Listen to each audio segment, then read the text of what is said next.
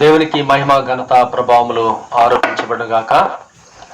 మరి ఈ రోజున దేవుడు మనకు అనుగ్రహించిన ఈ శ్రేష్టమైన సమయాన్ని బట్టి ప్రభుని స్తుతిస్తున్నాం, ప్రభుని గణపరుస్తున్నాం. దేవుడు చేసిన మేలును బట్టి, ఉపకారాన్ని బట్టి దేవునికి ఎంతో వందనస్తులైనాం. గడిచిన వారమంతా కూడా ప్రభు కాచి కాపాడి ఆయన కృపలో మనల్ని భద్రపరిచినందుకు దేవునికి మహిమ కలుగాక. ఈ సమయంలో మరి ఈ యొక్క లైవ్ ప్రోగ్రామ్కి వీక్షించడానికి వచ్చిన ప్రతి ఒక్కరు కూడా నా హృదయపూర్వక వందనాలు తెలియపరుస్తున్నాను. ప్రాముఖ్యంగా ఈ రోజున ఈ యొక్క లైవ్ ద్వారా వీక్షిస్తున్న మీరందరూ కూడా దయచేసి మీ యొక్క స్మార్ట్ ఫోన్లోనికి ఈ యొక్క వాక్యం రావాలంటే ఖచ్చితంగా మీ యొక్క మరి యూట్యూబ్ మరి సబ్స్క్రిప్షన్ మరి మా ఛానల్కి సబ్స్క్రిప్షన్ చేసినట్లయితే మరి ఖచ్చితంగా ప్రతి దినము కూడా మీకు ఈ యొక్క వాక్యము వస్తుంది. దయచేసి సబ్స్క్రిప్షన్ చేసినట్లయితే మరి ప్రతి ఒక్కరు కూడా ఈ యొక్క వాక్యం విని ప్రభుని కనపరచవచ్చు, ప్రభుని స్తుతించవచ్చు. ఈ సమయంలో మరి దేవుడు గత వారము గత దినాలంతా కూడా కాచి కాపాడి క్షేమంగా ఉంచినందుకు దేవునికి మహిమ ఘనత ప్రభావములు ఆరోపించబడుగాక. ఈ సమయంలో ప్రతి ఒక్కరు కూడా గత వారం అంతా కూడా మనల్ని ఎంతో కాపాడుతూ ఉన్నాడైనా ఈ యొక్క లాక్డౌన్ పీరియడ్లో మరి దేవుడు ఎంతో తన కృప ద్వారా మనల్ని భద్రపరుస్తూ మరి కాపాడుతూ మనల్ని సజీవులుగా ఉంచినందుకు నిజంగా దేవునికి వందనాలు తెలియపరుస్తున్నాను. ఈ సమయంలో దయచేసి ఈ యొక్క కూడికను, ఈ యొక్క ఆదివారపు ఆరాధన మనము ప్రార్థనతో ప్రారంభించేద్దాం. దయచేసి మీరు ఎక్కడ ఉన్నప్పుడు కూడా దయచేసి కళ్ళు మూసుకున్నట్లయితే నాతో కూడా ఏకీభవించి మరి ప్రార్థనలో ప్రార్థనలో ఏకీవించాలని ప్రభు పేరిట మనం చేస్తున్నాను. అందరూ దయచేసి కళ్ళు మూసుకుందాం, ప్రార్థన చేసుకుందాం. పరిశుద్ధుడైన మా ప్రియ పరమ తండ్రి, మీ ఘనమైన శ్రేష్టమైన నామను బట్టి మీకు వందనాలు, మీకు స్తుతులు, మీకు స్తోత్రాలు చెల్లిస్తున్నాం ప్రభువా. ఈ యొక్క ప్రత్యేకమైన సమయంలో ప్రభువా మిమ్మల్ని స్తుతిస్తున్నాం, మిమ్మల్ని గణపరుస్తున్నాం తండ్రి, మిమ్మల్ని కొనియాడుతున్నాం ప్రభువా.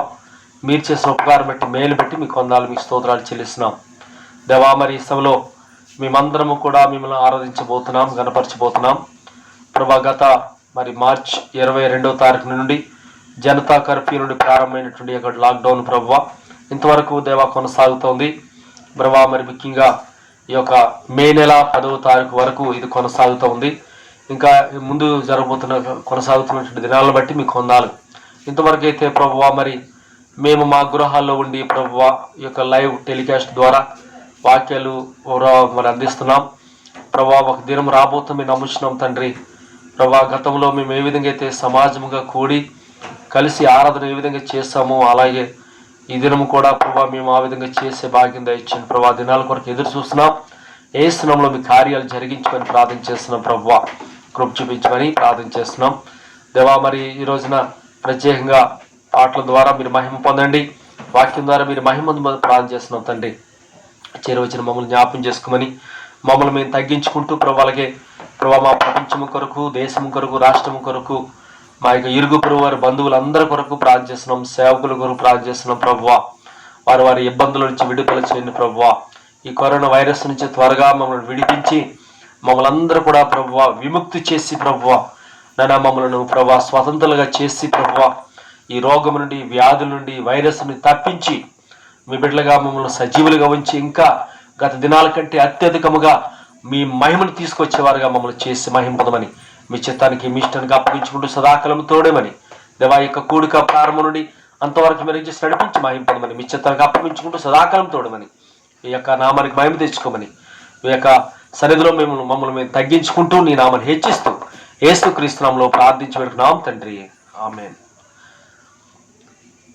ఓకే, ఈ సమయంలో మరి దయచేసి మన మధ్య ఉన్నటువంటి ప్రతి వారం కూడా మరి మా పిల్లలు జస్టిన్, జోస్లిన్ కూడా ప్రతి వారం కూడా చక్కటి ఒక పాటలు పాడి ప్రభుని స్తుతిస్తున్నారు. అలాగే ఈ వారం కూడా వారు వచ్చి చక్కగా పాటలు పాడి దేవుని స్తుతించబోతున్నారు. దయచేసి వారు పాడుతుండగా వారితో కూడా కలిసి మనందరూ కూడా ఏకీభవించి పాటలు పాడి ప్రభుని గణపరచాలని మనం చేస్తున్నాము. దేవుడి మాటలు దీవించును గాక, ఆమేన్.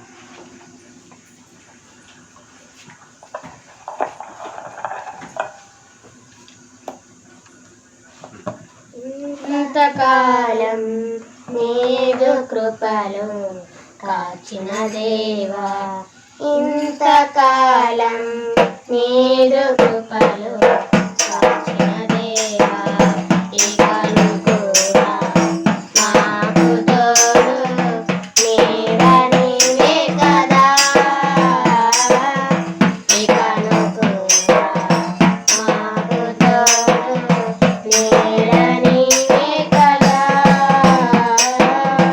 ఇంతకాలం నీదు కృపలు కాచిన దేవా, ఇంతకాలం నీదు కృపలు కాచిన దేవా, ఎన్నేళ్ళు గడచినా ఎన్ని తరాలు మారినా, ఎన్నేళ్ళు గడచినా ఎన్ని తరాలు మారినా, మారని వీడని దేవునిదయ్యా, మారిన నా జీవితం నీకేసయ్యా, మారని వీడని దేవునిదయ్యా, మారిన నా జీవితం నీకేసయ్యా, ఇంతకాలం నీదు కృపలు కాచిన దేవా, ఇంతకాలం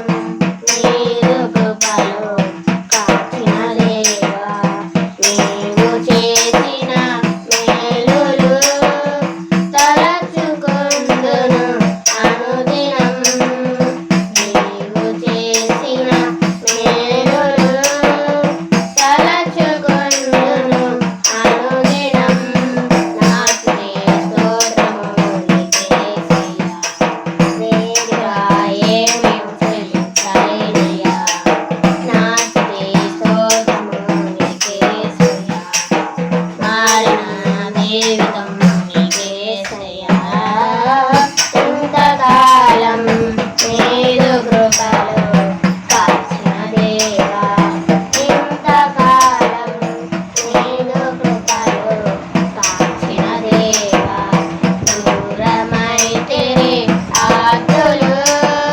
విడిచిపోయిరి స్నేహితులు, దూరమైతిరి ఆప్తులు విడిచిపోయిరి స్నేహితులు, శోధన వేదన తీర్చివేసయ్యా, తల్లిలా తండ్రిలా కాచివేసయ్యా, శోధన వేదన తీర్చివేసయ్యా, తల్లిలా తండ్రిలా కాచివేసయ్యా, ఇంతకాలం నీదు కృపలు కాచిన దేవా, ఇంతకాలం నీదు కృపలు కాచిన దేవా, ఇకను కూడా మాకు తోడు నీడ నీవే కదా, ఇకను కూడా మాకు తోడు నీడ నీవే కదా, ఇంతకాలం నీదు కృపలు కాచిన దేవా, ఇంతకాలం నీదు కృపలు కాచిన దేవా, హల్లెలూయా.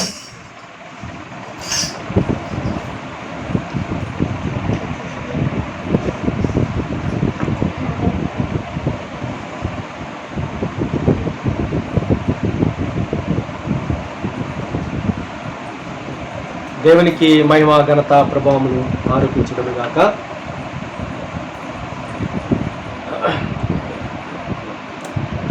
సమయంలో జస్టిన్ జాస్లిన్ ఎంతో చక్కగా పాట పాడి ప్రభుని మహిమపరిచారు. అందుబట్టి దేవునికి మహిమ కలుగాక. సమయంలో మరందరూ బాగున్నారని ఆశపడుతున్నాను, ప్రార్థన చేస్తున్నాం. ప్రతి ఒక్కరు కూడా ప్రతిదినం కూడా అందరి కొరకు ప్రార్థన చేస్తున్నాం. దేవుడు మాకు ఇచ్చిన ఈ సమయాన్ని బట్టి ప్రభుని స్తుతిస్తున్నాం.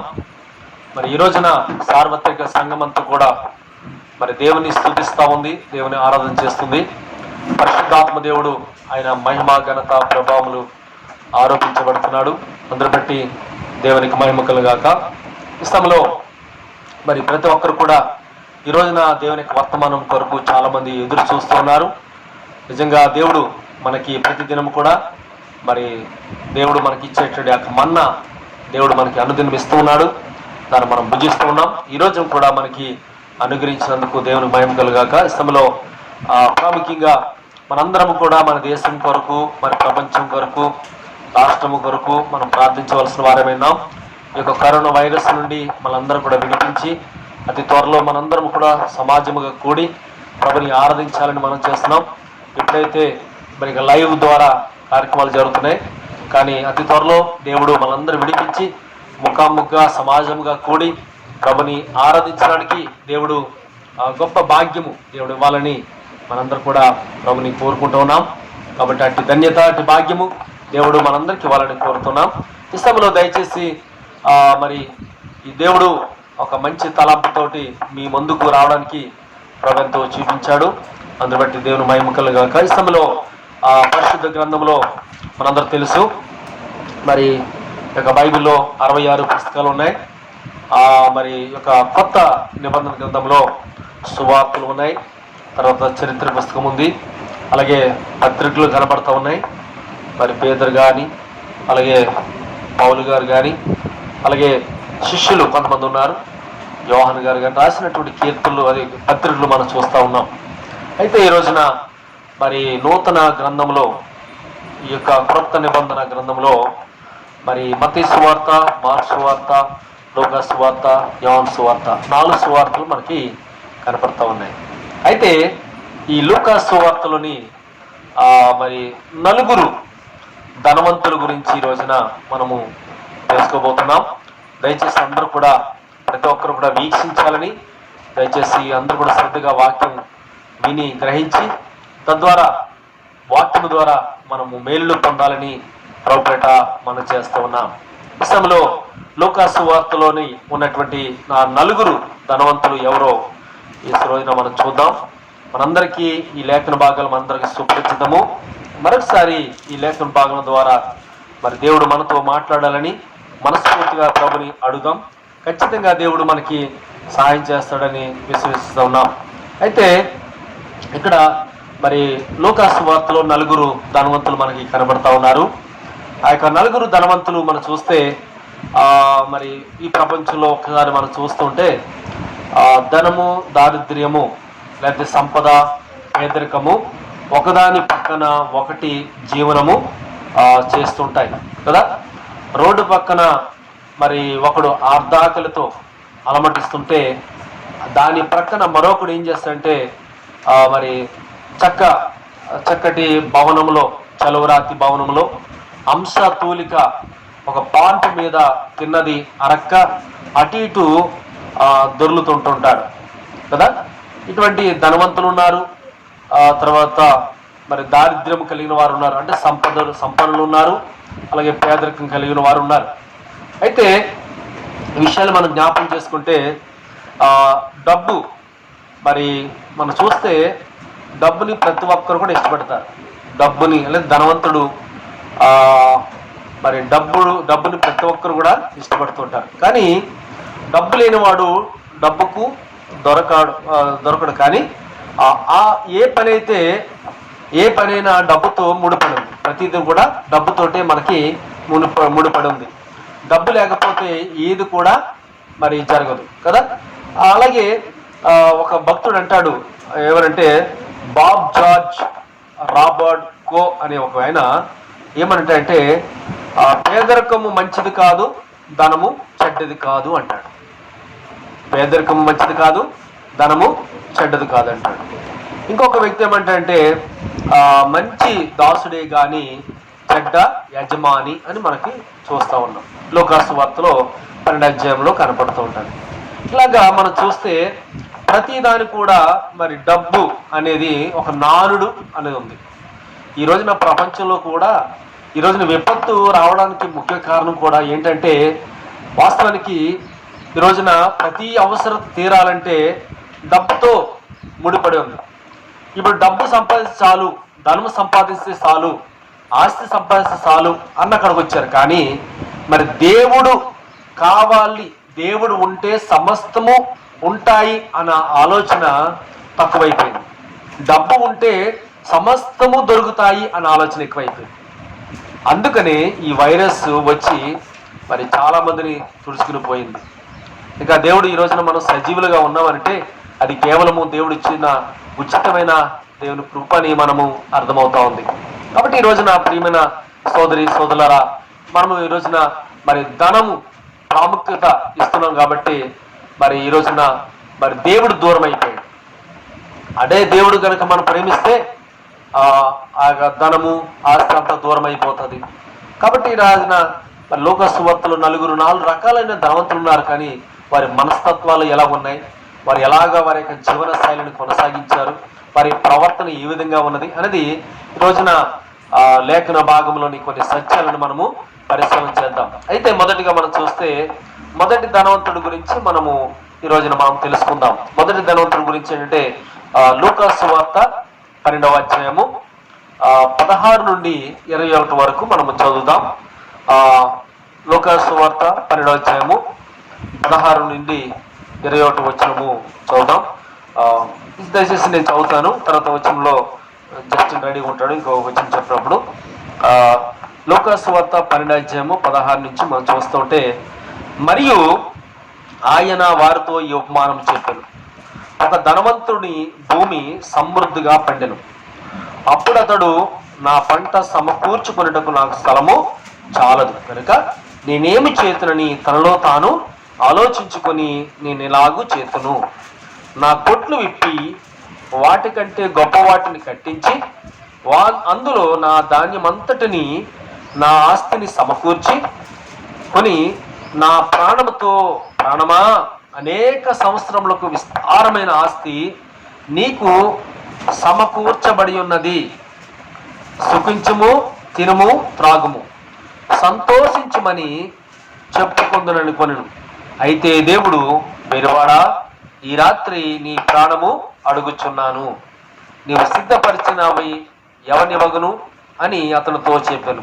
దేవుని ఎడల ధనవంతుడు కాక తన కొరకే సమకూర్చుకునేవాడు అలాగుననే ఉండునని చెప్పాను. ఇక్కడ ప్రియమైన సోదరులారా, ఈ విషయాలు మనం జ్ఞాపకం చేసుకుంటే ఈ ధనవంతుడు కనపడుతున్నాడు. ఎటువంటి ధనవంతుడు అని అంటే 16 వచనంలో మనం చూస్తే ఆయన వారితో చెప్పాలని చెప్పిన ఒక ధనవంతుడు భూమి సమృద్ధిగా పండెను. ఎస్, ధనవంతుని భూమి సమృద్ధిగా పండెను అంటే చూడండి, ధనవంతుడికి ఒక భూమి ఉంది. ఆ భూమి మీద పంట వేసినప్పుడు ఆ పంట ఎలా పండిందంట? సమృద్ధిగా పండింది అన్నది. భూమి మీద వేసిన ఆ పంట సమృద్ధిగా ఎవరు వేశారు? ధనవంతుడు అంటే ఒక విధంగా చెప్పాలంటే ధనవంతులకే భూమి బాగా పండుద్ది కొన్నిసార్లు. పేదల భూమి సరిగా పండదు కదా. కొన్నిసార్లు చూస్తే ధనవంతుల భూమి బాగా పండుతుంది, పేదల భూమి కొన్నిసార్లు పండదు. ఏం చేస్తాయంటే ఎలుకలు ఏం చేస్తాయి? కొట్టేస్తాయి. ధనవంతుడైతే ఏం చేస్తాడు? చీడ రాకుండా, పీడ రాకుండా, తెగుళ్ళు రాకుండా, ఎలుకలు రాకుండా ఏం చేస్తాడు? మందు కొట్టిస్తూ ఉంటాడు. సమయానికి ఆ మెడిసిన్ కొట్టిస్తాడు. తర్వాత ఈ విధంగా చేస్తాడు, తగు జాగ్రత్తలు తీసుకుంటాడు. పేదవాడిని ఏం చేస్తాడు? కొన్నిసార్లు ఆ మందు వేయడానికి కనీసం డబ్బులు లేక చాలా ఇబ్బందులు పడి, ఆ యొక్క వర్షాలు పడక, ఎలుకలు కొట్టేసినప్పుడు మందు వేయలేక, ఆ ఎలుకలు చంపలేక, ఆ పీడ తర్వాత చీడ ఇవన్నీ తెగుళ్ళు వచ్చినప్పుడు మరి పైసలు లేక చాలా ఇబ్బంది పడుతున్నాడు. ధనవంతుడైతే ఎప్పటికప్పుడు ఏం చేస్తాడు? ఆ పిచ్చికారి చేస్తూ ఉంటాడు, ఏమేమి రాకుండా. అలాగే అందుకని కొన్నిసార్లు ధనవంతులు పంట బాగా సమృద్ధిగా పండుతుంది, కొన్నిసార్లు పేదలు వారి యొక్క భూమి సరిగా పండదు. కానీ ఇక్కడ కూడా ధనవంతుడి యొక్క భూమి ఎలిపందంటే సమృద్ధిగా పండిందంట. ఓకే, అయితే ఇక్కడ మరి మనం జ్ఞాపకం చేసుకుంటే కొన్నిసార్లు ఆ పనుల మీద ఉండగా కూడా కొన్ని పాడైపోతే, వర్షం వచ్చి ఆ పాడైపోతున్న రోజులు కూడా కనపడుతుంది కదా. సరైన పంటకు పండకపోవడము, పండిన చేతికి ఒకవేళ పండిన చేతికి అందకపోవడము, అందే సమయానికి ధాన్యము దళారుల చేతిలోనికి పోవడము, ఎన్నెన్నో సమస్యలు మరి ధనవంతునికి అన్ని అనుకూలాలే. కదా, అన్ని అనుకూలం ఉంటాయి ధనవంతుడికి. కానీ పేదవాడికి కొన్నిసార్లు అనుకూలం ఉండొచ్చు, అనుకూలం లేకపోవచ్చు కదా. అన్ని ప్లస్ పాయింట్స్ ఎక్కువ ఉంటాయంటే ధనవంతులుగా ఉంటాయి కదా. ఈయనకి బాగా పొలము బాగా పండినందుకు, ఈయనకి పొలము బాగా పండినందుకు ఏముందంటే విచారంగా ఉందంట. అసలే దరిద్రుడైతే పేదవాడైతే ఏం చేస్తాడు, బాగా సమృద్ధిగా పండితే ఎగురు గంతేస్తాడు, చాలా సంతోషపడతాడు. కానీ ధనవంతుడికి బాగా పండింది, సమృద్ధిగా పండింది, కానీ ఒక విచారం మాత్రం వ్యక్తం చేస్తూ ఉన్నాడు. ఏమనంటే ఇక్కడ చూడండి, అప్పుడు అతడు నా పంట సమకూర్చుకున్నట్టుకు నాకు స్థలము చాలదు అంటున్నాడు. చూసారా, పంట బాగా పండింది కానీ దేనికోసం ఆలోచన చేస్తున్నాడు, స్థలం కోసం ఆలోచన చేస్తున్నాడు. వాస్తవం చెప్పాలంటే పంట పండాలని ఒక పేదవాడు కోరుకుంటాడు. ఆ పంట పండినప్పుడు చాలా గొప్ప సంతోషిస్తాడు. ఎక్కడ సమకూరుస్తామా, ఎక్కడ పెడతాం దాని గురించి ఆలోచించడు. కానీ ధనవంతుడు ఏం చేస్తాడంటే స్థలము చాలదు అంటాడు. ఒక విచారాన్ని వ్యక్తం పరుస్తున్నాడు. అదే ధనవంతుడికి పేదవాడికి మధ్య ఉన్న సంబంధం, అది తేడాదే. ధనవంతుడు ఎప్పుడు కూడా ఒక ఒక ఒక పంట పండింది, ఆ పంట పండినందుకు బ్రహ్మా నీకు వందనాలు, దేవానికి స్తోత్రాలు, నీకు కృతజ్ఞతాస్తులు చెల్లిస్తున్నాను చెప్పవలసినటువంటి ధనవంతుడు ఏం చేస్తున్నాడు, ఇప్పుడు ఏం చేస్తున్నాడు, సంతోషించట్లేదు, విచారము వ్యక్తపరుస్తున్నాడు. ఏంటి ఆ విచారం అంటే, నాకు స్థలము ఈ యొక్క పంటను సమకూర్చుకొనుటకు స్థలము చాలదు అని అంటున్నాడు. నా పంట సమకూర్చుకొనుటకు నాకు స్థలము చాలదు అని ధనవంతుడు విచారణ వ్యక్తపరుస్తున్నాడు. కాబట్టి ఇక్కడ విషయాలు జ్ఞాపకం చేసుకుంటే, మరి పాడు చేసేవాడు కాదు కదా, అతడు సమకూర్చువాడు. ధనవంతుడు ఎప్పుడు కూడా సమకూర్చుకునేవాడు కానీ పాడు చేసేవాడు కానే కాదు. అనేక సంవత్సరాలు జీవించాలి కాబట్టి సమకూర్చుకోవాలి కదా. అనేక సంవత్సరాలు జీవించాలంటే సమకూర్చుకోవాలి. ఈ రోజున మరి ధనవంతుడు ఎందుకంటే స్థలము చావదు, అనేక సంవత్సరాలు బ్రతకాలని ఆశ ఉంది. ధనవంతుడు ఎప్పుడైనా చూడండి, వాళ్ళు తినే ఆహారంలో కూడా తక్కువ ఫుడ్ తీసుకుంటాడు కదా. అన్ని విషయాల్లో తక్కువ చేస్తాడు, ఎందుకంటే ఎక్కువ కాలం బ్రతకాలి కాబట్టి. తర్వాత వచ్చిన పంటను ఏం చేస్తాడు, బాగా సమృద్ధిగా ఒక స్థలంలో జాగ్రత్త పెడతాడు. కారణం ఏంటంటే ఎక్కువ సంవత్సరాలు బ్రతకాలి, ఎక్కువ సంవత్సరాలు తినాలి. ఇదే ఆశ ధనవంతుడికి. పేదవాడికి ఏముంది, అది ఆశ ఉండదు. ఏ పూటకు ఆ పూట తింటే చాలు ప్రభువా అంటాడు. ఏ రోజుకు ఆ రోజు బ్రతికితే చాలు, ఇదిగో ఈ దినము నీవు నాకు ఇచ్చినందుకు నీకు వందనాలు అని కృతజ్ఞత కలిగి ఆయన ఏం చేస్తాడంటే ఆ పేదవాడు జీవిస్తాడు. కానీ ధనవంతుడు ఏం చేస్తాడు, ఎప్పుడు తన యొక్క ధనమేనే ఆశ ఉంటుంది. ఆ పండిన పంట సమృద్ధిగా పండినప్పుడు దేవానికి వందనాలు చెప్పవలసిన ధనవంతుడు ఇప్పుడు ఏం చేస్తున్నాడు, ఆయన విచారము వ్యక్తపరుస్తున్నాడు, నాకు స్థలము చాలదు అని విచారము వ్యక్తపరుస్తున్నాడు. అంటే ఇక్కడ మనం జ్ఞాపకం చేసుకుంటే లోకసువార్త 12వ అధ్యాయము మరి 7వ వచనంలో ఒక మాట మనం జ్ఞాపకం చేస్తాం. చూడండి ఒకసారి 17వ వచనంలో ఏముంది, ఇక్కడ 17వ వచనాన్ని మనము చూద్దాం. ఏమనుందంటే అక్కడ, అప్పుడతడు నా పంట సమకూర్చుకొనుటకు నాకు స్థలము చాలదు, నేనేమి చేతునని తనలో తాను ఆలోచించుకొని నేను అలాగు చేతునని నా కొట్లు విప్పి వాటికంటే గొప్పవి కట్టించి అందులో నా ధాన్యమంతటిని ఆస్తిని సమకూర్చుకుని నా ప్రాణంతో ప్రాణమా అనేక సంవత్సరములకు విస్తారమైన ఆస్తి నీకు సమకూర్చబడి ఉన్నది, సుఖించము, తినుము, త్రాగుము, సంతోషించమని చెప్పుకొందనని అనుకొనిను. ఇక్కడ సమకూర్చుటకు ఎక్కువ సమయాన్ని కేటాయిస్తున్నాడు.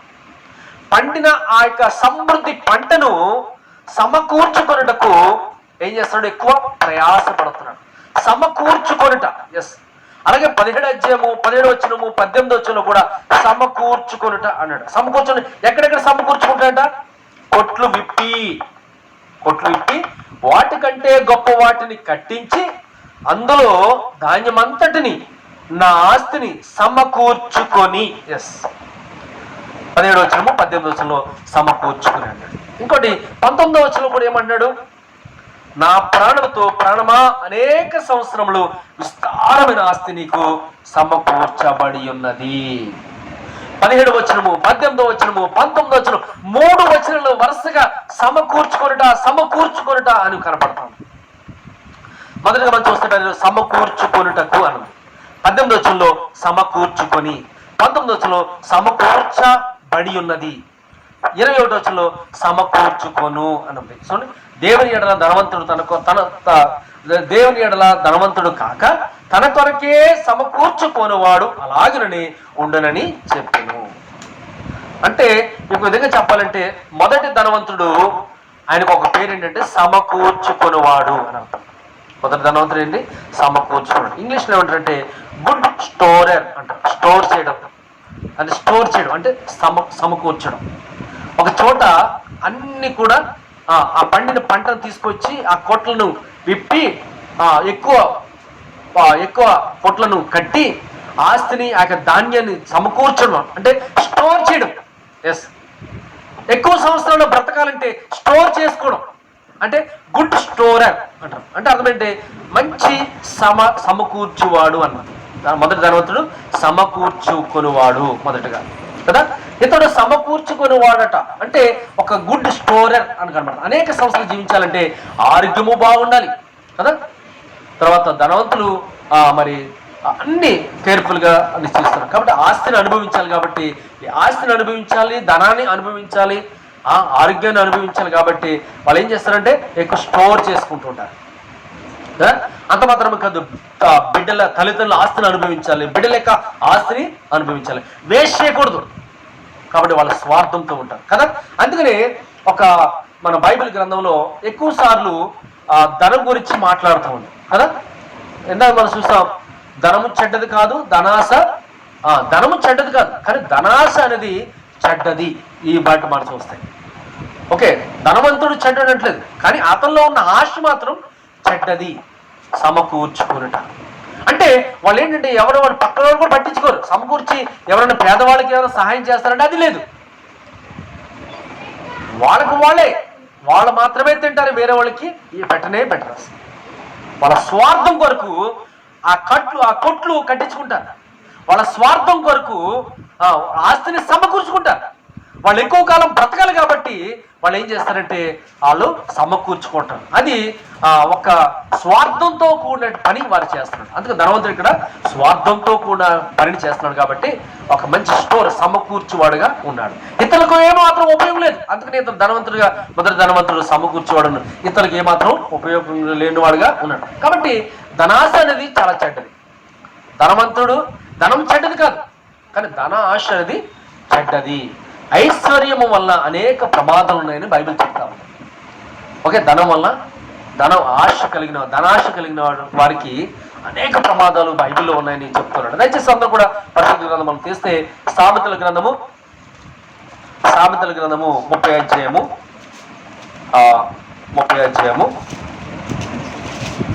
సామెతలు బుక్ ఆఫ్ ప్రోవర్బ్స్, సామెతల గ్రంథము 30 అధ్యాయము 7-8 వచనాలు మనం చూద్దాం. 7-8 వచనాలు. దేవా, నేను నీతో 2 మనవులు చేసుకొనుచున్నాను. నేను చనిపోకముందు వాటిని అనుగ్రహింపుము. వ్యర్థమైన వాటిని, అబద్ధములను నాకు దూరముగా ఉంచుము.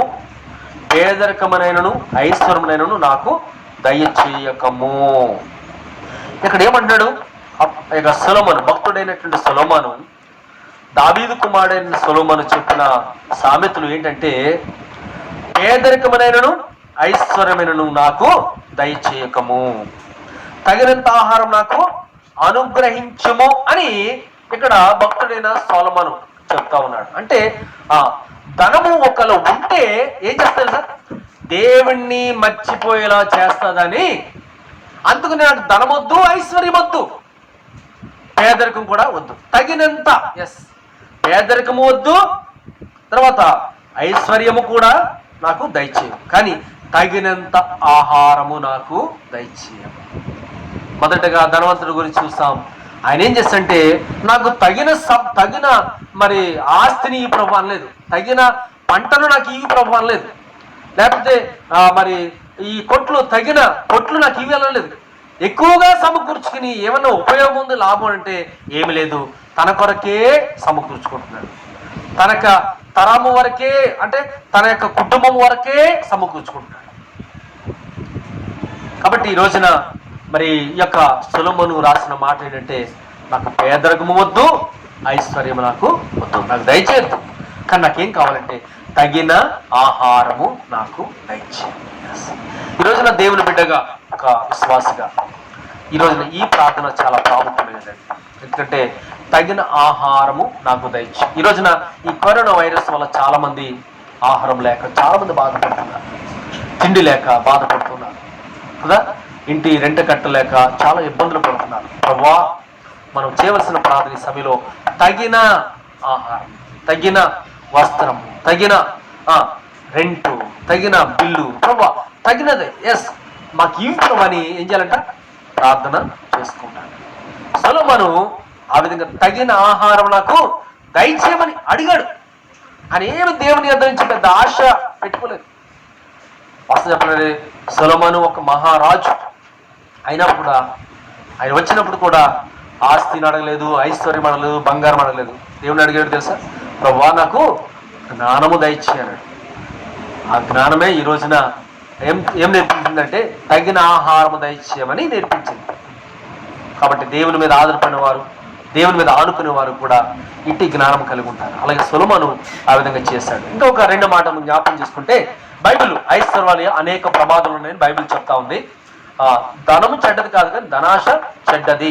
రెండవదిగా మనం చూస్తే మత్తయి సువార్త 13వ అధ్యాయము 22వ వచనాన్ని మనము జ్ఞాపకం చేసుకుందాం. మత్తయి సువార్త 13:22. ఎవరైనా తీస్తే త్వరగా చదివితే బాగుండు. 13వ అధ్యాయము 22వ వచనాన్ని మనం చూస్తే, మొండ్ల పొదలలో మెత్తబడినవాడు వాక్యము వినువాడే గాని ఐహిక విచారమును ధనమోహమును ఆ వాక్యమును అణిచివేయును గనక వాడు నిష్ఫలుడవును అని ఉంది. మొండ్ల పొదలలో మెత్తబడిన వాడు వాక్యము వినువాడే గాని ఐహిక విచారమును ధనమును వినువాడే, ధనమోహమును ఆ వాక్యమును అణిచివేయును. ఎస్, ఏ వాక్యమైతే వింటున్నాడో ఆ వాక్యాన్ని ఏం చేస్తాడ, ఏదని ఐహిక విచారమును ధనమోహము కదా, ఈ యొక్క ధనమోహమును ఏం చేస్తాడు, వాక్యమును అణిచివేస్తాడు. అంతే ఇక్కడ చెప్పిన మాట అంటే, ధనమోహము వాక్యాన్ని ఏం చేస్తాడ, అణిచివేస్తుంది. ఏ ఉండాలి మనకి, వాక్యమని ఆశ, వాక్యం వినాలని ఆశ ఉన్నప్పుడు ధనము ఆశ తక్కువైపోతా ఉంటుంది. బైబిల్లో ఈ యొక్క మత్తయి సువార్తలో చెప్తున్నాడు ఏమనంటే, ఈ రోజున ముండ్ల పొదలలో పడిన విత్తనము అది పెరిగినప్పుడు ఎందుకు అణిచివేయబడుతుందనంటే, వాక్యము ఎందుకు అణిచివేయబడుతుంది, ధనమోహము ఉండటం వలన, ఐక విచారం వలన వాక్యం ఏమవుతుంది, అణచివేయబడుతుంది. ఈ రోజున మనందరము కూడా దేని చేత మనము అణచివేయబడుతున్నాము? ఈ రోజున విన్నటువంటి వాక్యము మనను ఫలింపచేస్తుందా, మనను ఆశీర్వదిస్తుందా, మనం దీవిస్తుందా? ఈ రోజున వాక్యం చదువుతానండి, వాక్యము వింటున్నానండి, పాటలు పాడుతున్నాను, ప్రభును స్తుతిస్తున్నాను, కానీ నేను ఎదగలేకపోతున్నానని అంటుంటారు. ఎందుకంటే అణిచివేయబడుతున్నారు. లోపల ఏముంది, ధనమోహము, ఎక్కువ సంపాదించే ఆశ, ధనాశ. ధనము చెడ్డది కాదు, కానీ ధన ఆశ అనేది చెడ్డది. అదేం చేస్తుంది, వాక్యాన్ని ఎంత వాక్యమైతే వింటున్నావో అంతకంటే ఎక్కువగా ధన మోహము వలన ఏమవుతుంది, అణిచివేయబడుతుంది ఈ రోజున. అలాగా మరి ఐశ్వర్యం వల్ల, ధనం వల్ల అనేక ప్రమాదాలు బైబిల్ ఉందని చెప్పాడు. అలాగే రెండవ ప్రమాదం మనం చూస్తాం. మూడోది మనం చూస్తాం. దయచేసి 1 తిమోతి 6వ అధ్యాయము, 1 తిమోతి 6వ అధ్యాయము 6వ అధ్యాయము 1 తిమోతి 6వ అధ్యాయము 6 నుంచి 10 వచనాలు చూద్దాం. 6వ అధ్యాయము 6వ వచనం నుంచి 10వ వచనం వరకు. సంతుష్టి సహితమైన దైవభక్తి గొప్ప లాభ సాధనమైనది. ఓకే, సంతుష్టి సహితమైన దైవ భక్తి గొప్ప లాభ సాధనమైనది. మనం ఈ లోకములోనికి ఏమీయూ తేలేదు, దీనిలో నుండి ఏమీ తీసుకుని పోలేము. కాగా అన్నవస్త్రములు గలవారమై ఉండి వాటితో తృప్తి పొంది ఉందము. ధనవంతుల మటుకు ఆపేక్షించు వారు శోధనలోను, గురిలోను, అవివేక యుక్తములను, హానికరములను అయిన అనేక దురాశలలోను పడుదురు. ఆ, అట్టివి మనుష్యులను నష్టములోను నాశనములోను ఉంచివేయును. చాలు చాలు. ఇక మనం జ్ఞాపకం చేసుకుంటే చాలా వచ్చినాడు. ఇక 10వ వచనం కూడా చదవండి ఒకసారి. ఎందుకనగా ధనాపేక్ష సమస్తమైన కీడులకు మూలము. ఉమ్, కొందరు దానిని ఆశించి విశ్వాసం నుండి తొలగిపోయి నానా బాధలతో తమను తామే పొడుచుకొనిరి. చూసారా ఇక్కడ మరి ఈ యొక్క మొదటి తిమోతి 6వ అధ్యాయంలో మరి 7వ వచనం నుండి 10వ వచనం వరకు మనం చూస్తే ఆ ధనవంతులగుటకు అపేక్షించి వారు ఎక్కడ పడతారంట? శోధనలోను ఊరిలో ఊరిలోను అవివేక యుక్తములను హానికరములైన అనేక దురాశలలోను పడుదురు. అట్టివి మనుషులను ఏం చేస్తుంట? నష్టములోను నాశనములోను ముంచివేస్తా ఉన్నాయి. అందుకనగా ధనాపేక్ష సమస్తమైన కీడులకు మూలము. దాన్ని ఆశించి చాలా మంది కూడా విశ్వాసం నుండి ఏమైపోయారంట? తొలగిపోయారు. ఎస్, ధనాశ కలిగిన వారు విశ్వాసంలో నుండి తొలగిపోయినట్టు మనం చూస్తున్నాం. అంటే ఇక 3వ మాట చూస్తే ధనాశ గల వారు ఎక్కడ పడతారంట? శోధనలోను ఊరిలోను పడతారు. ఎస్, అది దేవుని యొక్క వాక్యం మీద ఆశ ఉంటే గనక వాక్యమే మనను బ్రతికిస్తారు, వాక్యమే మనను పోషిస్తారు, వాక్యమే మనను జీవింపచేస్తుంది. కాబట్టి ఈ రోజున ధనాశ కలిగి చాలా మంది నష్టపోయిన వారు ఉన్నారు, పడిపోయిన వారు ఉన్నారు, ఎందుకో పనికి రాకుండా అయిపోయిన వారు ఉన్నారు. కాబట్టి ఈ రోజున ధనాశ కలిగిన వారు శోధనలోను పడిపోయే అవకాశాలు ఉన్నాయి. అంత మాత్రమే కాదు, ఉరిలోను కూడా పడిపోయే అవకాశం ఉంది. కాబట్టి ఈ ఆశని, ధనాశ చెడ్డది అని మరొకసారి పరిశుద్ధ గ్రంథము తెలియపరుస్తా ఉంది. ఇంకో మాట దయచేసి మార్క్స్ సువార్త 10వ అధ్యాయము 24వ వచనం దయచేసి ముందుకు వచ్చి చదివితే బాగుంటుంది. మార్క్స్ సువార్త 10వ అధ్యాయము 24వ వచనాన్ని మనం చూద్దాం. 10:24 వచనం. ఆయన మాటలకు శిష్యులు విస్మయముందిరి. ఆయన మాటలకు శిష్యులు విస్మయముందిరి. అందుకు యేసు తిరిగి వారితో ఇట్లను, పిల్లలారా, తమ ఆస్తి యందు నమ్మిక ఇంచువారు దేవుని రాజ్యములో ప్రవేశించుట ఎంతో దుర్లభము. ధనవంతుడు దేవుని రాజ్యంలో ప్రవేశించుట కంటే ఒంటె సూది బెజ్జంలో దూరుట సులభము. ఈ యొక్క వచనాన్ని మనం ఫోకస్ చేస్తుంటే ధనాశ గల వారు ఏమవుతారంట? గర్విష్ఠులు అవుతారు. ఎస్, ఈ యొక్క వచనాన్ని మనం చూస్తే 24వ వచనంలో ఆయన మాటకు శిష్యులు విస్మయముందిరి. అందుకు యేసు తిరిగి వారితో ఇట్లా, పిల్లలారా, తమ ఆస్తి యందు నమ్మికించువారు దేవుని రాజ్యములో ప్రవేశించడంతో. కాబట్టి మనం ఆస్తి యందు నమ్మిక ఉంచవద్దని స్పష్టంగా దేవుడు తెలియపరిచాడు. అలాగా ఆస్తి యందు నమ్మికొస్తే గనక ఏమవుతుందంట? దేవుని రాజ్యములో ప్రవేశించలేము. కాబట్టి మన వాక్యం మీద ఆశపడితే, వాక్యం మీద ఆధారపడితే, వాక్యం ఆశ కలిగి ఉంటే, వాక్యం మీద ఆశపడితే ఖచ్చితంగా దేవుని రాజ్యాన్ని మనం వాక్యం వినాలనే ఆశ, బైబిల్ చదవాలనే ఆశ, వాక్యం మీద ఉన్న ఆసక్తి ఉంటే ఖచ్చితంగా ఏది సంపాదించుకుంటాం? దేవుని రాజ్యాన్ని మనం సంపాదించుకుంటాం. లేకపోతే ఈ రోజున ఆ ఆస్తి మీద మనం పిల్లలకి ఆస్తి మీద వాళ్ళు నమ్మకం పుట్టించొద్దు.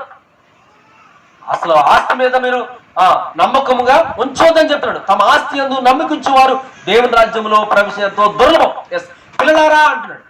ఎస్, మనము వాక్యమందు ఆశ పుట్టించాలి. వాక్యమే నేను దీవిస్తాడు, వాక్యం నేను ఆశీర్వదిస్తుంది, దేవుని మీద ఆధారపడు అని మనము పిల్లలకి ఏం చేయాలంట? నేర్పించాలి. అంతేగాని ఆస్తి యందు నమ్మకం ఉంచమని చెప్తే గనక పరలోక రాజ్యాన్ని మనం కోల్పోతామని చెప్తాను. కాబట్టి 4వ మాట చూస్తాం, ధనాశ గల వారు ఏమవుతారంటే గర్విష్ఠులు. ఈ రోజున ఆ ధనాశ కలిగిన వారందరూ గర్విష్ఠులు అవుతున్నారు. కాబట్టి గర్వం పోవాలంటే ఈ ధనాశ అనేది మనలో ఉండకూడదు.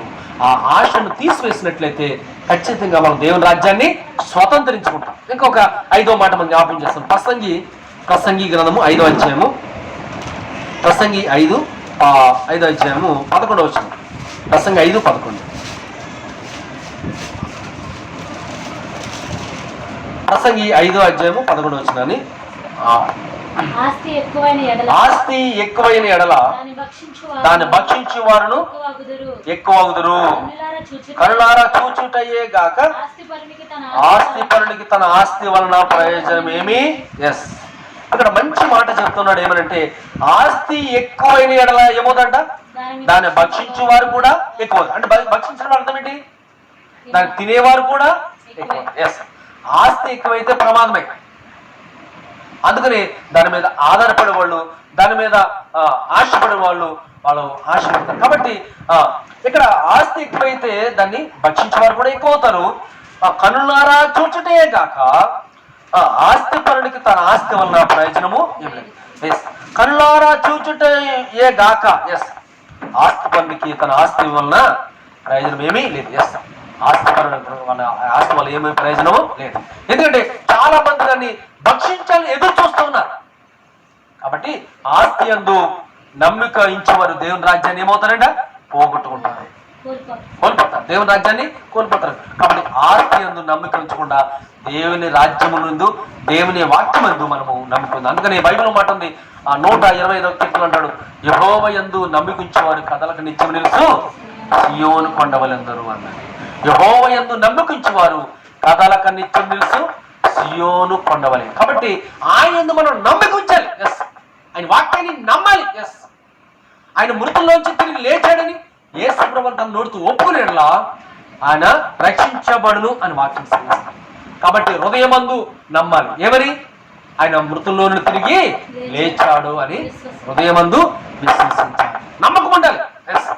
అవిశ్వాసం నుండి మరి తొలగిపోయి విశ్వాసం నుండి రావాలని కోరుకుంటాడు. కాబట్టి 5 మాటలు చూసి 6వ మాట చూస్తే ప్రసంగి 5:11 ఇక్కడ అన్నాడు. 5:11 చూసాం కదా. ఇంకొకసారి కష్టజీవులను కొద్దిగా తినినను ఎక్కువగా తినినను సుఖనిద్ర నొందుదురు. కష్టజీవులు కొద్దిగా తినను ఎక్కువ తినను సుఖనిద్ర నొందుదురు. అయితే ఐశ్వర్యవంతులకు తమ ధన సమృద్ధి చేత నిద్ర పట్టదు. చూసారా? ఈ యొక్క ధనవంతుడు కష్టజీవులకి ధనవంతులకి మధ్య పోలికను తెలియపరుస్తాడు. కష్టజీవులకు ఏం చేస్తారంట? వాళ్ళు ఏం చేస్తారంట? కొద్దిగా తిన్నను ఎక్కువ తిన్నను సుఖంగా నిద్రపోతారు. ఓకే, పేదవారు కష్టపడేవారు ఏం చేస్తారు?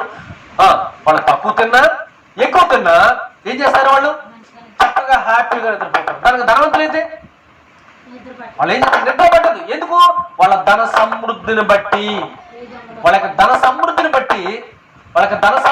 ఏం చేస్తారంటే వారు నిద్ర పట్టనే పట్టదు. కాబట్టి ఈ రోజున ప్రియమైన సోదరులారా, మన బట్టి దీన్ని బట్టి అర్థమవుతుంది. 6వ మాట, ధనికులకు ఏమవుతుంది? ఆందోళన ఎక్కువవుతుంది. నిద్ర పడతలేని అర్థం ఏంటి? ధనికులకి నిద్ర పడతలే అంటే ఆందోళన. ఎవడొచ్చి ఏది బట్టి వెళ్ళిపోతాడు, ఎవడు ఏ టైంలో ఏ దొంగ వస్తాడు, ఎవడొచ్చి ఎవడు చంపేస్తాడు, ఎవడు నన్ను చంపేస్తాడు, ఆందోళన ఎక్కువైపోతాడు. కానీ కష్టజీవుడికి, పేదవాడికి అదేముండదు. చక్కగా తిన్నామా, చక్కగా పని చేసుకున్నామా, చక్కగా నిద్రపోయామా, అంతే. దేవుడు ఇచ్చిన బట్టి సంతోషంగా వాక్యం చదువుతాడు, ప్రార్థన చేసుకుంటాడు, పాట పాడుకుంటాడు, దేవుడు స్తుతిస్తాడు, చక్కగా హ్యాపీగా నిద్రపోతాడు. కానీ ధనవంతుడికి అయితే ఎవడు ఎక్కడి నుంచి వస్తాడో తెలియదు, ఆస్తిని పట్టుకెళ్ళిపోతాడో తెలియదు, ప్రాణం ఎప్పుడు తీస్తాడో తెలియదు. కాబట్టి వాళ్ళు ఎప్పుడు కూడా ధనవంతులు ఏమవుతారంట? ఆందోళన ఎక్కువ, రోజు రోజుకి ఏమవుద్ది? పెరిగిపోతూ ఉంటుంది. ఆందోళన ఎక్కువగా పెరిగిపోతుంటది. ధనికులకి నిద్ర పట్టదు, ధనికులకి ఆందోళన ఎక్కువైపోతుంది. తర్వాత ఆస్తి యందు నమ్మకించిన వారికి దేవుని రాజ్యాన్ని పోగొట్టుకుంటారు. ఇంకా ఈ 5వ అధ్యాయంలో ప్రసంగిలో 5వ అధ్యాయము 13 వచ్చింది చూడండి ఒకసారి. 13 కూడా సూర్యుని క్రింద మనస్సునకు ఆయాసకరమైనది ఒకటి జరుగుట నేను చూచితిని. అదేవిధంగా ఆస్తి గలవాడు తన ఆస్తిని దాచిపెట్టుకుని తనకు నాశనము తెప్పించుకొనును. చూసారా? అంటే ధనాశ గలవారు నాశనం అవుతారు, నాశనం తెచ్చుకుంటాడు. ధనం సంపాదించిన వాళ్ళు, దాని మీద ఆశ వాళ్ళు ఏం చేసుకుంటాడ? నాశనమే తప్ప లాభము లేదు. ఒంటే సూది రాజ్యంలో దూరట చాలా సులభం, కానీ ధనవంతుడు పరలోక రాజ్యంలో చేరట అసంభవము, అసాధ్యమైన. కాబట్టి ఈ రోజున ఎవరి గురించి మనం నేర్చుకున్నామంటే, ఈ రోజున మరి ఐశ్వర్యం వల్ల, ధనం వల్ల చాలా మంది మరి బైబిల్లో ప్రమాదాలు ఉన్నాయని ఈ హెచ్చరికలు మనం చూస్తాం. 8 రకాల హెచ్చరికలు మనం చూస్తాం. కాబట్టి ఈ మొదటి ధనవంతుడు ఎటువంటి వాడు అంటే సమకూర్చుకునేవాడు తప్ప, సమకూర్చుకున్న దేవుడు ఆయన ఆస్తిని సమకూర్చుకునేవాడు ఉన్నాడు, కానీ దేవుడు లేకుండా జీవించాడు. కానీ ఎలా ఉన్నాడు? సమకూర్చుకునేవాడు ఉన్నాడు. అంత మాత్రమే కాదు, దేవుడు లేకుండా కూడా మరణించాడు. దేవుడు లేకుండా జీవించాడు, భూమి మీద జీవించినంత కాలం దేవుడు లేకుండా జీవించాడు. చనిపోయిన తర్వాత కూడా దేవుడు లేకుండా మరణించాడు. కదా. అంత మాత్రమే కాదు, అతని ఆస్తి అతని జీవితంలో ఒక సంఘటన మాత్రమే తప్ప ఆస్తిని విడిచిపెట్టి వెళ్ళిపోయాడు. ఒకప్పుడు ఆస్తి ఇదే స్థిరము, ఇదే శాశ్వతం అనుకున్న ఆ ధనవంతుడు ఏదైతే ఆశ పెట్టుకున్నాడో, దేని మీద ఆశ పెట్టుకున్నాడో అది విడిచిపెట్టి అతనే వెళ్ళిపోయాడు. మధ్యలో మాత్రం ధనం పోతూ ఆయన ధనం పట్టుకుపోయాడా? లేదు, ధనం అక్కడే ఉండిపోయింది. దేని మీద ఆశ పెట్టుకున్నాడో, ఏదైతే సంపాదించాడో, ఏదైతే అక్రమంగా అన్యాయంగా సంపాదించాడో అదంతా విడిచిపెట్టి వెళ్ళిపోయాడు కదా. చివరికి దేవుడు లేకుండా జీవించాడు, దేవుడు లేకుండా మరణించాడు. కాబట్టి ఈ రోజున మనం జ్ఞాపకం చేసుకుంటే ఆ యొక్క ధనవంతుడికి మరి నిజంగా ఆ రాత్రి మరి అనేక సంవత్సరాలు జీవించాడు, తలంచాడు. కానీ ఏం చేయడు, ఆ రాత్రి మరణించాడు కదా. ఇది మనం చూద్దాం కదా. ఎక్కడ చదవం మనం? ఈ యొక్క లోకాసు వార్తలోనే ఆ రాత్రి కదా సమకూర్చుకున్నాడు. 12వ అధ్యాయంలో బలద్దాం మొదటి ధనవంతుని గురించి 12వ అధ్యాయంలో ఎన్నో వచనం అంటే 29వ వచనం, 20వ వచనం చూడండి. అయితే దేవుడు చాలా సంవత్సరాలు బ్రతకాలనుకున్నాడు, విస్తారమైన ఆస్తి సమకూర్చుకోవాలనుకున్నాడు, తర్వాత తినాలనుకున్నాడు, తాగాలనుకున్నాడు, సుఖించాలనుకున్నాడు. కానీ ఏమైంది? ఆ రాత్రే ఎప్పుడు కాదు, ఆ రాత్రే ఏమన్నాడు తెలుసా? వెర్రివాడా. అయితే దేవుడు అన్నాడు వెర్రివాడా. ఆ ధనవంతుడికి ఏం పేరు పెట్టాడు? వెర్రివాడా. ఆ ధనవంతుడు ఈ రోజున ఆస్తి బాగా సమకూర్చుకున్నాడు, కొట్లలో సమకూర్చుకున్నాడు, అన్ని విధాలు పెట్టుకున్నాడు, తినుము తాగు సుఖించు అనుకున్నాడు. కానీ చివరికి దేవుడు ఆ ధనవంతుడికి పెట్టిన పేరేంటి తెలుసా? వెర్రివాడా, ఈ రాత్రి నీ ప్రాణమును అడుగుచున్నాను అన్నాడు. దేవుడు అతను పెట్టిన పేరు వెర్రివాడా. ఈ రోజున మనం ధనవంతుడు ఎర్రివాడు అంటే ఊరుకుంటాడా? ఒప్పుకోడు. అవసరమైతే మనసులో పెట్టి చంపేస్తాం. కానీ దేవుడైతే అతనికి పేరు పెట్టాడు, వెర్రివాడా, సమకూర్చున్నాడు. దేవుడు లేకుండా సమకూర్చుకుంటే వెర్రివాళ్ళమే, దేవుడు లేకుండా మరణిస్తే వెర్రివాళ్ళమే. అన్నీ తెలిసి కూడా మనము చేయకపోవడమే వెర్రివాళ్ళం. మనం కూడా ఒక ధనం ఉంటేనే కాదు, దేవుడు లేకుండా ఉంటే కనుక మనం కూడా వెర్రివాళ్ళమే. కాబట్టి ఈరోజు దేవుడు లేకుండా ఎన్నో పనులు చేశాడు. ఏం ప్రయోజనం? ఆస్తి ఉంది, ఐశ్వర్యం ఉంది, బంగళాలు ఉన్నాయి, బిల్డింగ్లు ఉన్నాయి, కారు ఉంది, ఏసీ ఉంది, అన్నీ ఉన్నాయి. కానీ ఒకటి మాత్రం లేదు. ఏంటంటే దేవుడు లేడు. ధనవంతుడికి అన్నీ ఉన్నాయి కానీ దేవుడు లేడు. ఈ రోజున మనకు అన్ని దేవుడు లేకుండా అన్నీ ఉన్నాయా? ప్రమాదంలో ఉన్నాం. మొదటి ధనవంతుడు ప్రమాదంలో ముంచుకుంటాడు. అందుకని దేవుడు లేకుండా జీవించాడు. అందుకని అంటున్నాడు, తన ప్రాణం ఏమన్నాడు? నా ప్రాణమా తినుము తాగుము సుఖించము అని చెప్పుకుంటూ ఉన్నాడు. ఈ రాత్రి నీ ప్రాణము అడుగుతున్నాడు. నీవు సిద్ధపరిచినవి ఎవని వగును అతనితో చెప్పాడు. దేవుని ఎడల ధనవంతుడు కాక తన కొరకే సమకూర్చుకునేవాడు వాడు అలాగనే ఉన్నాడు. ఎస్, ఎవరి కొరకంట? ధనవంతుడు దేవుని ఎడల ధనవంతుడు కాక, ఎస్, దేవుని ఎడల విశ్వాసిగా ఉండవలసిన వాడు, దేవుని ఎడల కృతజ్ఞత కలిగిన వాడు ఉండవలసిన వాడు, దేవుని ఎడల ఎంతో సంతోషంగా ఉండవలసిన వాడు ఏమి చేయంటే ఇప్పుడు ఏమైనా తన కొరకే సమకూర్చుకొని వాడుగా ఉన్నాడు తప్ప ఇతరుల కొరకు ఉపయోగకరం లేడు. దేవుని కొరకు అంతకంటే లేడు. కాబట్టి దేవుని ఎడల ధనవంతుడుగా ఉండవలసిన ఇతను కానీ లోక సంపద ఎడల ధనవంతుడుగా ఉన్నాడు. ఈ లోకం ఎడల ధనవంతుడుగా ఉన్నాడు, దేవుని ఎడల ధనవంతుడుగా లేడు. దేవుని ఎడల అంటే అర్థం ఏంటంటే, దేవుని ఎడల అంటే దేవుని ఎడల సమకూర్చుకోవాలి. ఆస్తిని సంపద అంటే ఈ భూమి మీద ఉండగా తన ఆస్తిని దేవుని కొరకు ఖర్చు పెట్టాడు. దేవుని కొరకు తన ఆస్తిని ఉపయోగించాడు. ఎస్, ఎందుకంటే ఈ లోకం శాస్త్రం కాదు, ఈ ఆస్తి మన ముఖ్యం కాదు. కాబట్టి ఇది దేవుడు ఇచ్చాడు కాబట్టి ఈ ఆస్తిని దేవుని కోసమే ఖర్చు పెడుతున్నాను వాళ్ళు ఎంతమంది ఉన్నారు ఈరోజు. కానీ ఆదిమ సంఘంలో అపోస్తులు ఏం చేశారు సార్? వాళ్ళ ఆస్తిని అంతా తీసుకువచ్చి అపోస్తుల పాదాల దగ్గర పెట్టేవాడు. దేవుడు ఎంతో మహిమ పొందేవాడు. కానీ ఈ రోజున ప్రభుని అడ్డం పెట్టుకుని, దేవుని అడ్డం పెట్టుకుని ఆస్తి సంపాదించుకుని లాస్ట్ చివరిని దేవుడు లేకుండా జీవిస్తున్నారు, దేవుడు లేకుండా మరణిస్తున్నారు. కాబట్టి ఇది ప్రమాదము అని మరొకసారి దేవుడు తెలియపరుస్తున్నాడు. ధనవంతుడు ఏమన్నాడు? నా ప్రాణమా తినుము తాగుము సుఖమించమనుకున్నాడు. ఆయన ఏం పేరు పెట్టాడు? ధనవంతుడు ఎరువాడా, ఈ రాత్రి నీ ప్రాణమును అడుగుతున్నాడు. నీవు సమకూర్చున్నవన్నీ కూడా ఎవరి వగను? ఈరోజు నువ్వు అన్ని సంపాదించినవన్నీ కూడా ఎవరి వగను? నువ్వు అక్రమంగా అన్యాయంగా సంపాదించిన డబ్బంతా కూడా ఎవరి వగను? ఒక్కసారి నువ్వు ఆత్మ పరిశీలన చేసుకోవాలి. ప్రభు యొద్దకు రా. ప్రభుని యొద్దకు వచ్చినట్లయితే ప్రభుని సంపాదించుకోవాలి. పౌలు అంటాడు, నేను క్రీస్తును సంపాదించుకున్నానంటాడు పౌలు. నేను కూడా క్రీస్తుని సంపాదించిన వారికి ఉన్నామా లేదా ఈరోజు? అంటే మొదటిగా ఈ ధనవంతుడి గురించి మనం నేర్చుకున్నాం. రెండవ ధనవంతుడి గురించి మనం చూస్తాం. కానీ మొదటి ధనవంతుడు ఏంటంట? మొదటి ధనవంతుడు ఎటువంటి వాడంట? ఆయన సమకూర్చుకోవడం అన్నాడు. అంటే మొదటి ధనవంతుడు సమకూర్చుకున్నాడు, కానీ లాస్ట్ ఏమైనాడు? మరణించాడు. ఎస్, మరణించాడు. సమకూర్చుకున్నాడు, తినాలనుకున్నాడు, ఎక్కువ రోజులు బతకాలనుకున్నాడు, కానీ లాస్ట్ ఏమయ్యాడు? ఆ రాత్రే మరణించాడు. రెండవ ధనవంతుడి గురించి మరలా లోకాసు వార్త 16వ అధ్యాయము, లోకాసు వార్త 16వ అధ్యాయము 19:31 నుంచి 31. ఇవన్నీ వచ్చిన చాలా ఉన్నాయి. మరి ఒకసారి లోకాసు వార్త 16వ అధ్యాయము 19 నుండి చూద్దాం. అతడు ఊదా రంగు బట్టలను సన్నపనార వస్త్రమును ధరించుకొని ప్రతిదినము బహుగా సుఖపడుచుండువాడు. లాజరు ఒక దరిద్రుడు ఉండేను. వాడు కూడుకులతో నిండిన వాడే ధనవంతుని ఇంటి వాకిట పడియుండి అతని బల్ల మీద పడు రొట్టె ముక్కలతో ఆకలి తీర్చుమన గోరెను. అంతేకాక కుక్కలు వచ్చి వాని కురుకులు నాకెను. ఆ దరిద్రుడు చనిపోయి దేవదూతల చేత అబ్రహాము రొమ్మను ఆనుకొనుటకు కొనుకోబడెను. ధనవంతుడు కూడా చనిపోయి పాతిపెట్టబడెను. అప్పుడు అతడు పాతాళంలో బాధపడుచు కన్నులెత్తి దూరం నుండి అబ్రహామును అతని రొమ్మన ఆనుకొని ఉన్న లాజరును చూచి, తండ్రివైన అబ్రహామా, నా యందు కనికరపడి తన వ్రేలి కొనను నీళ్లలో ముంచి నా నాలుకను చల్లార్చుటకు లాజరును పంపుము. నేను ఈ అగ్ని జ్వాలలో యాతన పడుచున్నానని కేకలు వేసి చెప్పాను. ఓకే ఓకే, దయచేసి మీరు అన్న కూడా సమయం ఉన్నప్పుడు మీరు చదవండి. సమయం లేదు కాబట్టి ముందుకెళ్తాం. రెండవ ధనవంతుడు ఏంటంటే మొదటిగా మనం చూస్తే అతను ఏం చేసేవాడు? ధనాన్ని సమకూర్చేవాడుగా మనకి కనపడతా ఉన్నాడు కదా మొదటి వాడు. రెండో వాడు ఏం చేస్తాడంటే ఈ భూమి మీద ఉండగా తన యొక్క ఏం చేశాడు? ఈ భూమి మీద ఉన్న ఆస్తి అంతా కూడా అనుభవించాడు. అంటే అర్థమేంటి? 25 వచనం చదివితే అందులో ఏం చేశాడంటే మొత్తం ఆయనకున్న డబ్బు ఐశ్వర్యం అంతా కూడా అనుభవించాడు. ఒక విధంగా చెప్పాలంటే తగలేసుకున్నాడు, ఒక మాట చెప్పాలంటే. ఆ తర్వాత ఏం చేశాడు? ఆయన మరి పాతాళానికి వెళ్ళాడు.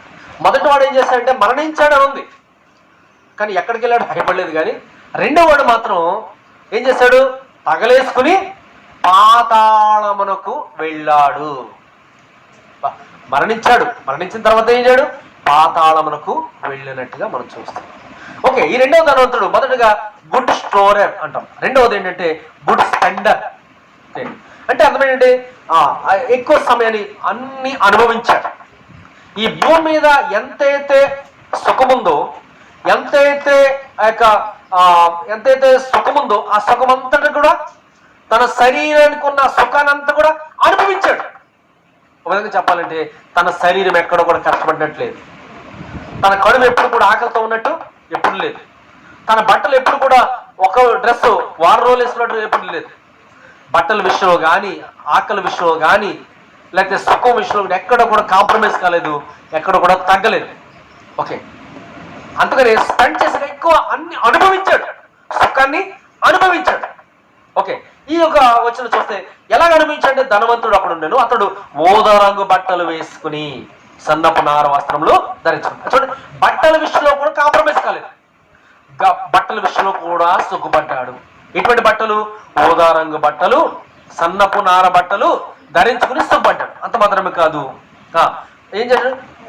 ప్రతి దినము కూడా బహుగా సుఖపడుచుండువాడు. ప్రతిదినం, ఒకరోజు 2 రోజులు కాదు, ప్రతిదినం అంటే తన జీవించినంత కాలం ఏం చేశాడు? తాను జీవించినంత కాలం ఏం చేశాడంటే సుఖముగా ఉన్నాడు. ఎక్కడ కూడా కష్టం అనేది లేదు. కానీ వాస్తవం చెప్పాలంటే ఒకరోజు కాకపోతే ఒకరోజైనా మనం కష్టము రావాలి, ఒకరోజు కాకపోతే ఒకరోజైనా ఇబ్బంది రావాలి. కానీ ఈ ధనవంతుడు, ఈ రెండవ ధనవంతుడు అయితే, లోకాసు వార్తలో రెండవ ధనవంతుడు అయితే అసలు ఎక్కడా కూడా కష్టమని రాలేదంట. అసలు బట్టల విషయంలో కానీ, తిండి విషయంలో కానీ, అన్ని విషయంలో కూడా ఎక్కడ కూడా కష్టం రాలేదు. కానీ ఏం చేశాడ? ప్రతి దినము బహుగా సుఖపడుచుండువాడు.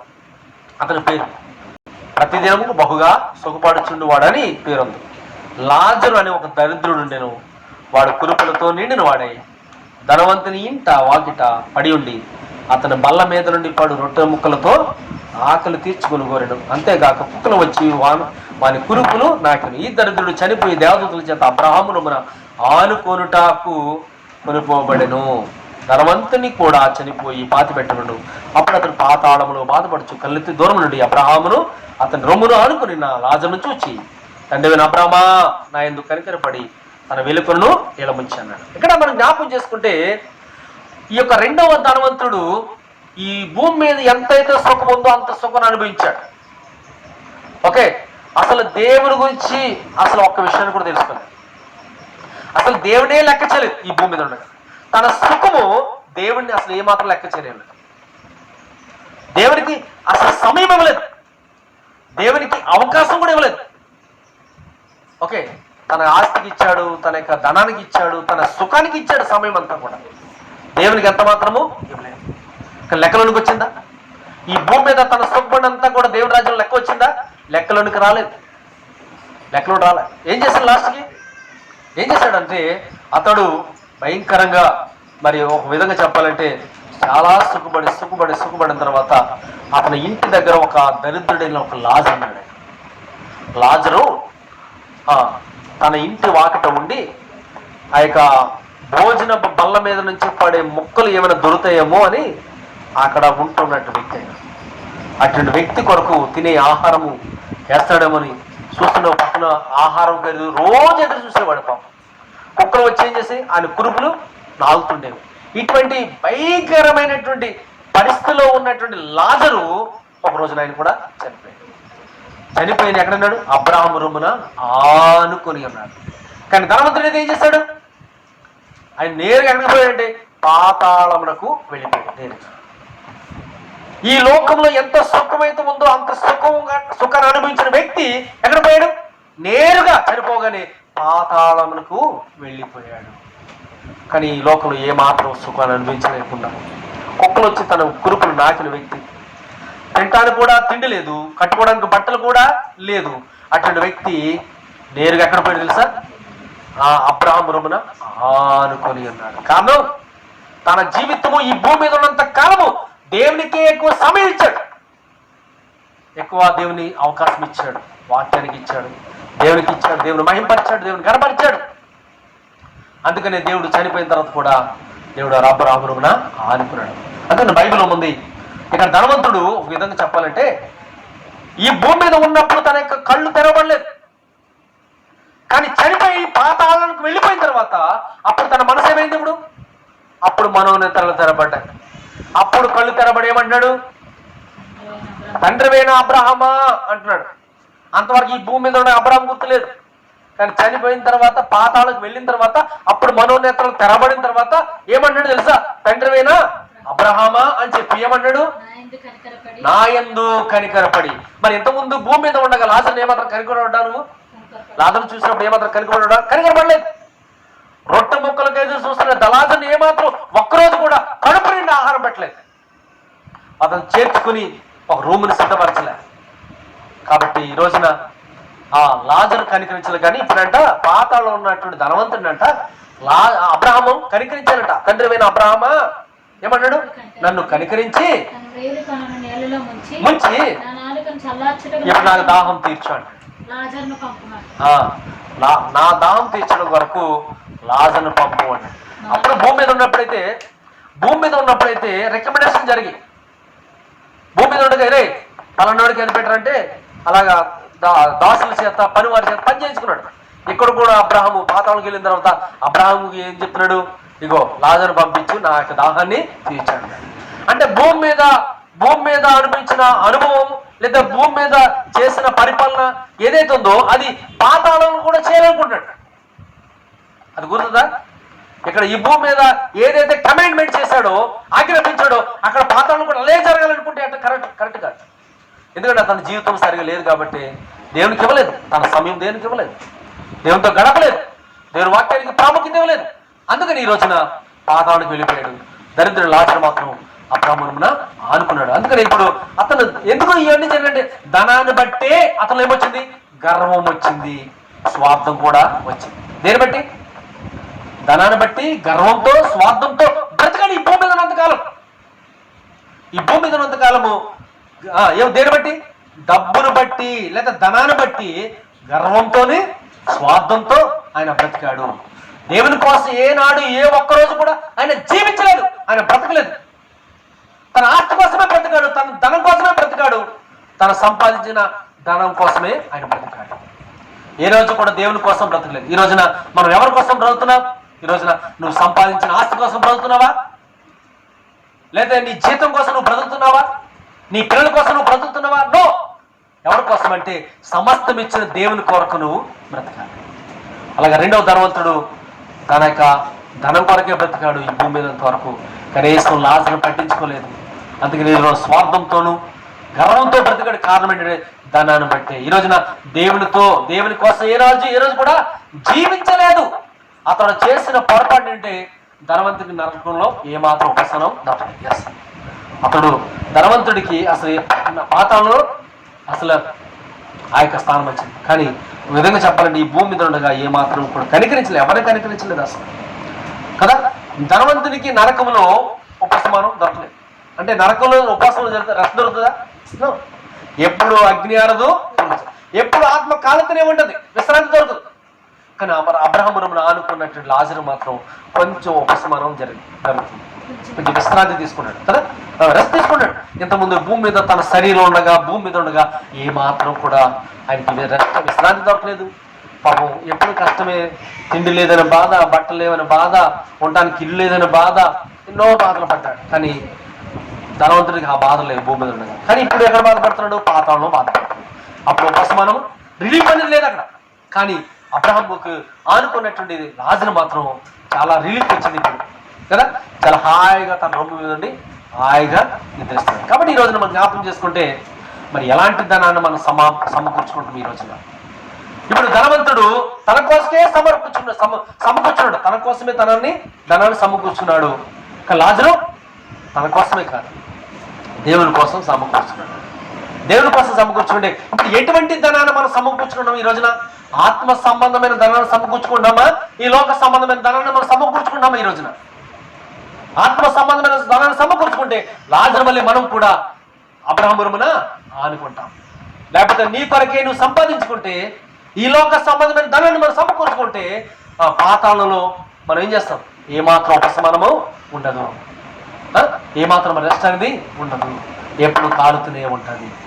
ప్రశ్నించుకోవాలి మనందరం కూడా. మనం దేవుని ప్రేమిస్తున్నామా, ధనాన్ని ప్రేమిస్తున్నామా? దేవుని ప్రేమిస్తున్నామా, ధనాన్ని ప్రేమిస్తున్నామా?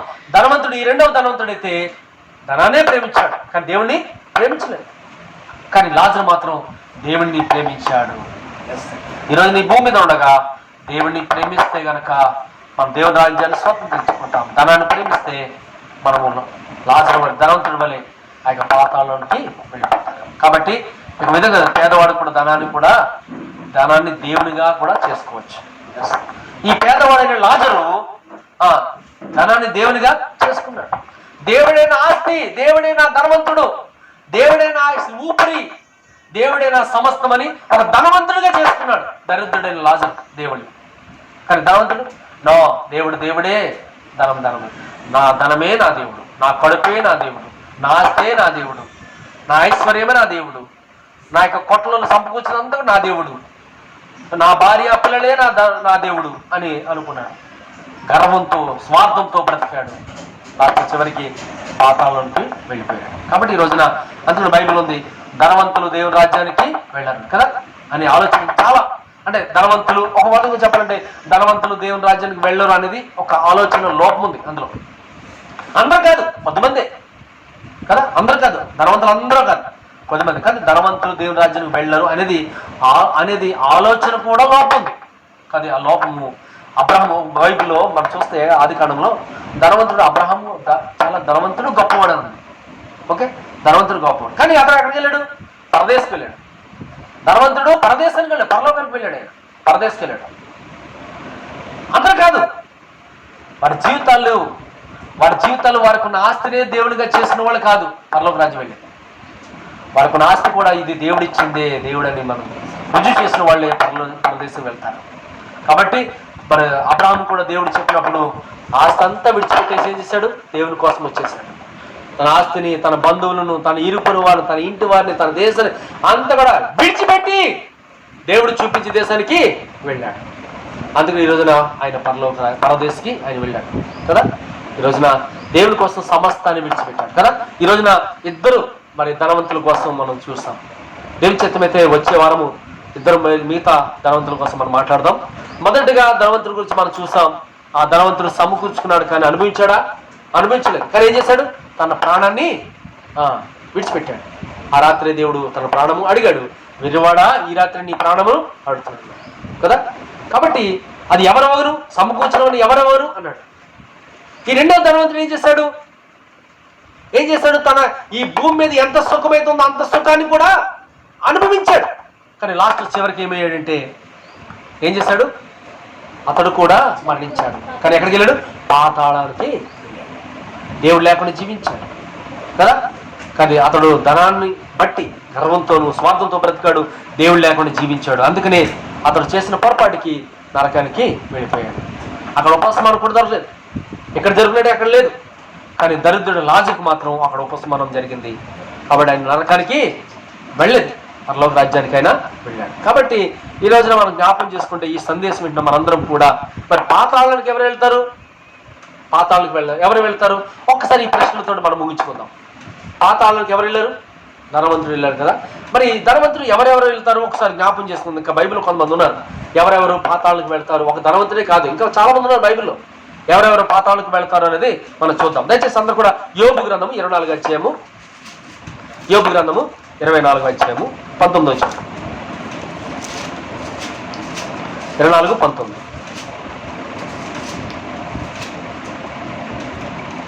అనావృష్టి చేతను ఉష్ణము చేతను మంచు నీళ్లు ఎలిసిపోనట్లు పాతాళము పాపము చేసిన వారిని పట్టుకొను.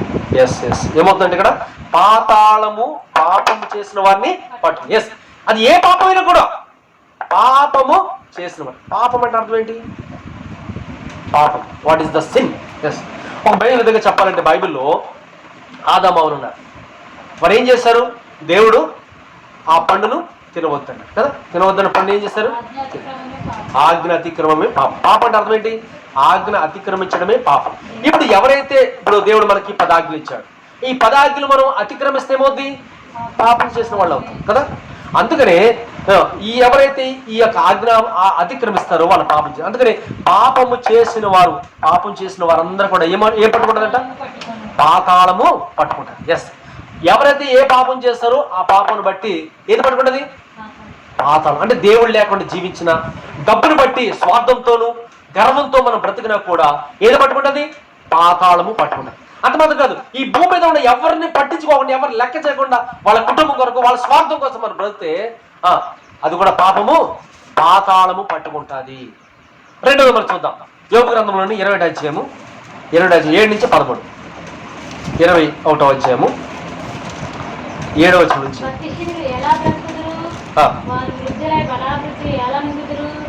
వారుండగానే వారితో కూడా వారి సంతానము వారు చూస్తుండగా వారి కుటుంబము స్థిరపరచబడుతున్నది. వారి కుటుంబములు భయమేమీ లేక క్షేమంగా ఉన్నవి. దేవుని దండము వారి మీద పడుటలేదు. వారి గొడ్లు దాటగా తప్పక చూలు కలుగును. వారి ఆవులు ఈచుక పోక ఈరును. ఇదంతా చదివినప్పుడు దయచేసి థ్యాంక్ యూ. ఈ సమయంలో మీరు అంతా కూడా చదివితే ఏమవుతుంది అంటే భక్తిహీనులు పాతాళములకు దిగుదురు. భక్తిహీనులు ఏమవుతారంట? పాతాళమునకు దిగుతారు. అంటే భక్తిహీనులు అంటే అర్థం ఏంటి? అంటే దేవుడు అంటే భయం లేకుండా, ఓకే, దేవునికి భయపడకుండా వాళ్ళ ఇష్టానుసారంగా వారు జీవిస్తూ ప్రార్థన చేయాలని తెలుసు, వాక్యం చదవాలని తెలుసు, మందిరానికి వెళ్ళాలని తెలుసు, దేవునికి కానుక ఇవ్వాలని తెలుసు కూడా తెలియనట్టుగా నటించే వాళ్ళు భక్తిహీనులు. వాళ్ళు కూడా ఎక్కడ పోతారంట? పాతాళమునకు దిగిపోదురు కదా. ఒక్క క్షణంలోనే, ఎంతసేపు కాదు, ఒక్క క్షణంలోనే పాతాళమునకు ఏమవుతారంట? దిగిపోతారు. ఎవరు? భక్తులు కాదు, విశ్వాసులు కాదు, దేవుని పిల్లలు కాదు, భక్తి హీనులు. అంటే భక్తి తక్కువైన వాళ్ళు, విశ్వాసము తక్కువైన వాళ్ళు, దేవుని మీద నమ్మకం తక్కువైన వాళ్ళు, వాళ్ళందరూ కూడా ఏమవుతారంటే పాతాళమునకు దిగిపోతారు. పాతాళము అంటే ఈ భూమి మీద ఉన్న, ఈ కింద ఉన్నట్టు పాతాళమునకు దిగిపోతారు. ఇప్పుడు ఈ ధనవంతుడికి అన్ని తక్కువే. ఈ భూమి మీద ఉండగా తన కొరకు ఎంత సుఖాన్ని అనుభవించాడు, అందుకనే పాతాళానికి వెళ్ళిపోయాడు కదా. మొదటిగా మనం చూస్తాం, పాతాళం పాపం చేసిన వాడిని పట్టుకుంటుంది. రెండవది భక్తిహీనులు పాతాళము దిగిపోతారు కదా. మూడవది కీర్తనలు 9:17 చూడండి. కీర్తనలు 9 అధ్యాయము 17 వచ్చి 9-17. 9 అధ్యాయం 17 వచ్చి నేను చదువుతాను. దుష్టులను దేవుని మరచు జనులందరూ పాతాళమునకు దిగిపోయి. ఎవరు పాతాళముకు వెళ్తారని అడిగాం. ఓకే, పాతాళము ఎవరెవరు వెళ్తారు? పాపము చేసిన వారు పాతాళము పట్టుకును. పాపం చేసిన వారిని పాతాళం పట్టుకుంటుంది అన్నాం. రెండవది భక్తిహీనులు పాతాళం దిగిపోతారు. మూడవది దుష్టులు దేవుని మరచు జనులందరూ పాతాళమునకు దిగిపోతారు. ఎవరెవరంట? దుష్టులు. దుష్టులు అంటే అర్థం ఏంటి? దుర్మార్గులు కదా.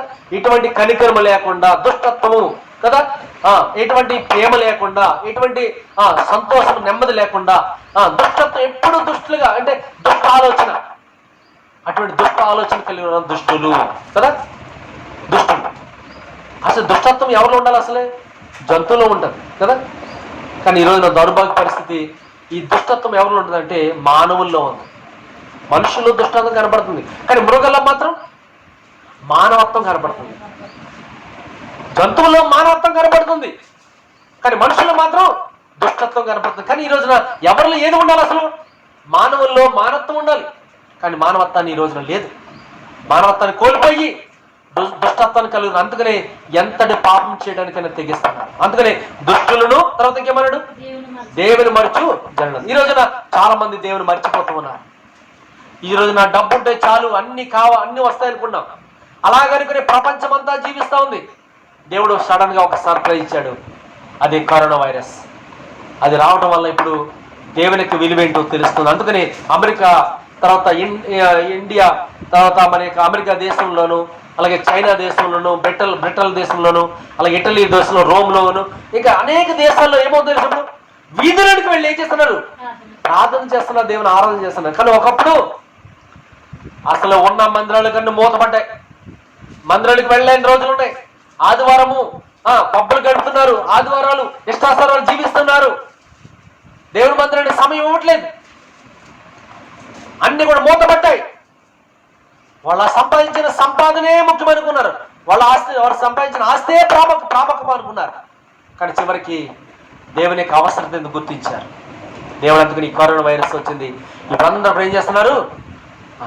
ఉపవాసం ఉండి ప్రార్థన చేస్తున్నారు, కన్నీళ్ళు కాస్తున్నారు, వీధులకు వెళ్ళిపోయి దేవుని ఆరాధన చేస్తున్నారు. అందుకని దేవుని మరచి జనులందరూ ఏమవుతారంట? పాతాళమునకు దిగిపోయారు. ఎవరెవరు పాతాళంకి వెళ్తారు?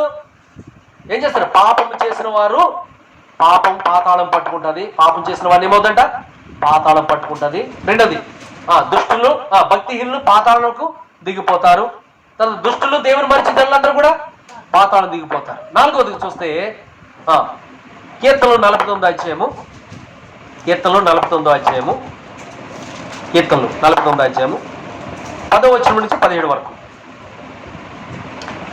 జ్ఞానులు చనిపోదరని సంగతి అతనికి కనబడకుండా పోదు. మూర్ఖులు పశుప్రాయులను ఏకంగా నశింతురు. వారు తమ ఆస్తిని ఇతరులకు విడిచిపెట్టుదురు. తమ ఇండ్లు నిరంతరము నిలుచుననియు తమ నివాసములు తరతరములకు ఉండననియు వారు అనుకొందురు. తమ భూములకు తమ పేరు పెట్టుదురు. ఘనత వహించిన వాడను మనుషుడు నిర్వజాలుడు. వాడు నశించు మృగములను కోరినవాడు. సాతిశయ పూర్ణులకును వారి నోటి మాటలను బట్టి వారిని అనుసరించి వారికి ఇదే గతి. వారి పాతాళములో మందగా కూర్చబడుదురు. చూసారు ఎంత భయంకరమైన పరిస్థితి అసలు. ఈ వచ్చిన మేము చదువు. మూర్ఖులు ఎవరెవరు వెళ్తారంట పాతాళంలోకి? మూర్ఖులు వెళ్తారంట, పశుప్రాయులు వెళ్తారంట, స్వార్థపరులు వెళ్తారంట. స్వార్థపరులు వెళ్తారు, నోటిని కాచుకొని వారు కూడా పాతాళానికి వెళ్తారు కదా. ఈ మాటలు కనపడతాయి. ఈ 10వ వచనం నుంచి 17 వరకు ఏం కనబడుతుంది? మూర్ఖులు పాతాళానికి వెళ్తారు, పశుప్రాయులు పాతాళానికి వెళ్తారు, స్వార్థపరులు పాతాళానికి వెళ్తారు, నోటిని కాచుకొని వారు కూడా పాతాళానికి వెళ్తారు. కాచుకొని వారు, ఎస్ ఓకే, కాచుకొని అనగా లేదా కాచుకొని వారు, ఓకే, వారు కూడా ఎక్కడికి వెళ్తారు? పాతాళానికి వెళ్తారు. ఇంకా 5వ మాట చూద్దాం. ఓకే, సామెతల గ్రంథంలోనే, సామెతల గ్రంథము దయచేసి 5వ మాట, 7వ అధ్యాయం, సామెతలు 7వ అధ్యాయము, సామెతలు 7వ అధ్యాయం 25 నుంచి చదువుతాం. 7:25 నుంచి సామెతలు 7:25.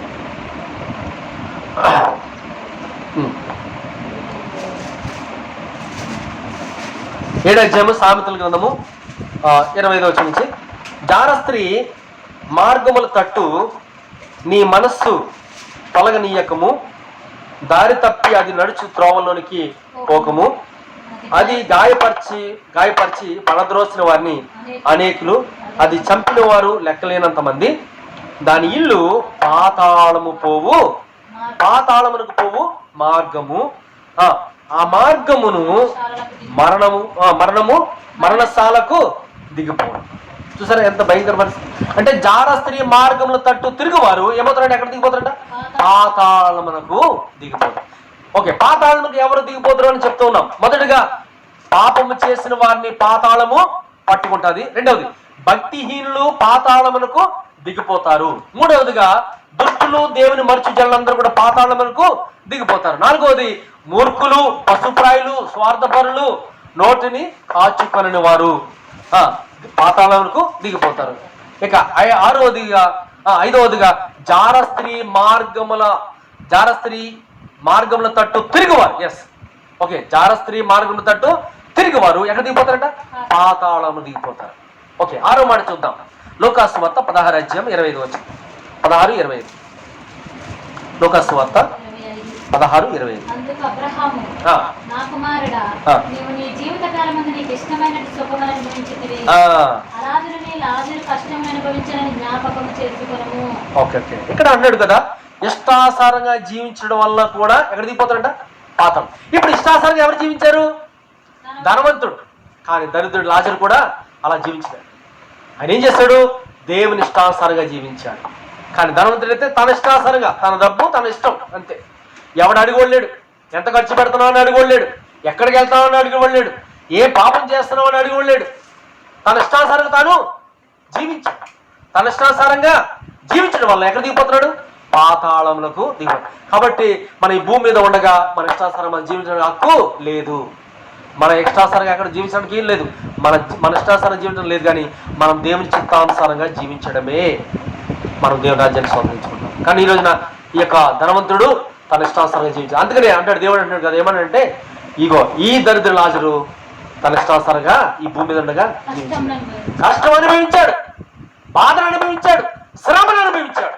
కానీ నువ్వైతే ఇదేది జన్మించలేదు. ఇప్పుడు అనుభవించి, ఇప్పుడు ఎక్కడ? పాతాళంలో అనుభవించు. కానీ లాజరు అయితే ఇవన్నీ అనుభవించాడు. ఇప్పుడు దేవుని రాజ్యాన్ని స్వతంత్రం అబ్రాహ్మణమున ఆనుకున్నాడు. ఓకే, 6 మాటలైంది. 7వ మాట చూద్దాం దయచేసి. లూకాసు వార్త 13:3-5. లూకాసు వార్త 13:3-5.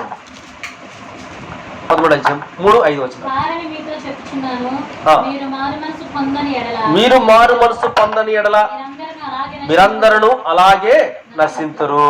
3 5 చదవండి. కారణం మీతో చెప్తున్నాను, మీరు మారు మనసు పొందని ఎడల మీరందరూ అలాగే. అంటే అర్థమేంటి? పై వచనాలన్నీ కలిపితే సారాంశం ఒకటే, మారు మనసు పొందని వారు ఏమవుతారంట? నశిస్తారు. Yes, okay. మారు మనసు పొందకపోతే పాతాళం దిగిపోతాం. రక్షణ పొందకపోతే పాతాళం దిగిపోతాం. వాక్యాన్ని అంగీకరించకపోతే, దేవుని అంగీకరించకపోతే పాతాళం దిగిపోతాం. మారు మనసు మార్చుకోకపోతే పాతాళకు దిగిపోతాం. 7 మాటలు పాతాళం ఎవరెవరు దిగిపోతారు అని మనం చూస్తాం. అలా ధనవంతుడు దిగిపోయాడు. ఈ రోజు నా పాతాళకు వెళ్ళిన తర్వాత ఏం చేస్తున్నాడు? ఇప్పుడు మనోన్నత తెరబడి ఇప్పుడు అబ్రాహ్మణుని ఏం చేస్తున్నాడు? బతిమాలుకున్నాడు, వేడుకుంటాడు. నో, దయచేసి ఆలోచించండి. ఈ రోజున చనిపోయిన తర్వాత ప్రయోజనం లేదు. బ్రతుకుండగానే మన నిర్ణయం సరిగా ఉండాలి. బ్రతుకుండగానే మనము ఎక్కడికి వెళ్ళాలని నిర్ణయించబడుతుంది. మనం చేసిన క్రియలు బట్టి మనము ఎక్కడికి వెళ్ళాలని నియమించబడుతుంది. మనం బ్రతుకున్నప్పుడే అది మంచివా చెడ్డవా, మంచిని బట్టి చెడ్డను బట్టి చేసిన క్రియలు బట్టి మనం ఎక్కడికి వెళ్తుంది దేవుడు డిసైడ్ చేస్తాడు. కాబట్టి ఈ రోజున 2 ధనవంతుల గురించి మనం నేర్చుకున్నాం కదా. మొదటి వాడు ఏం చేశాడు?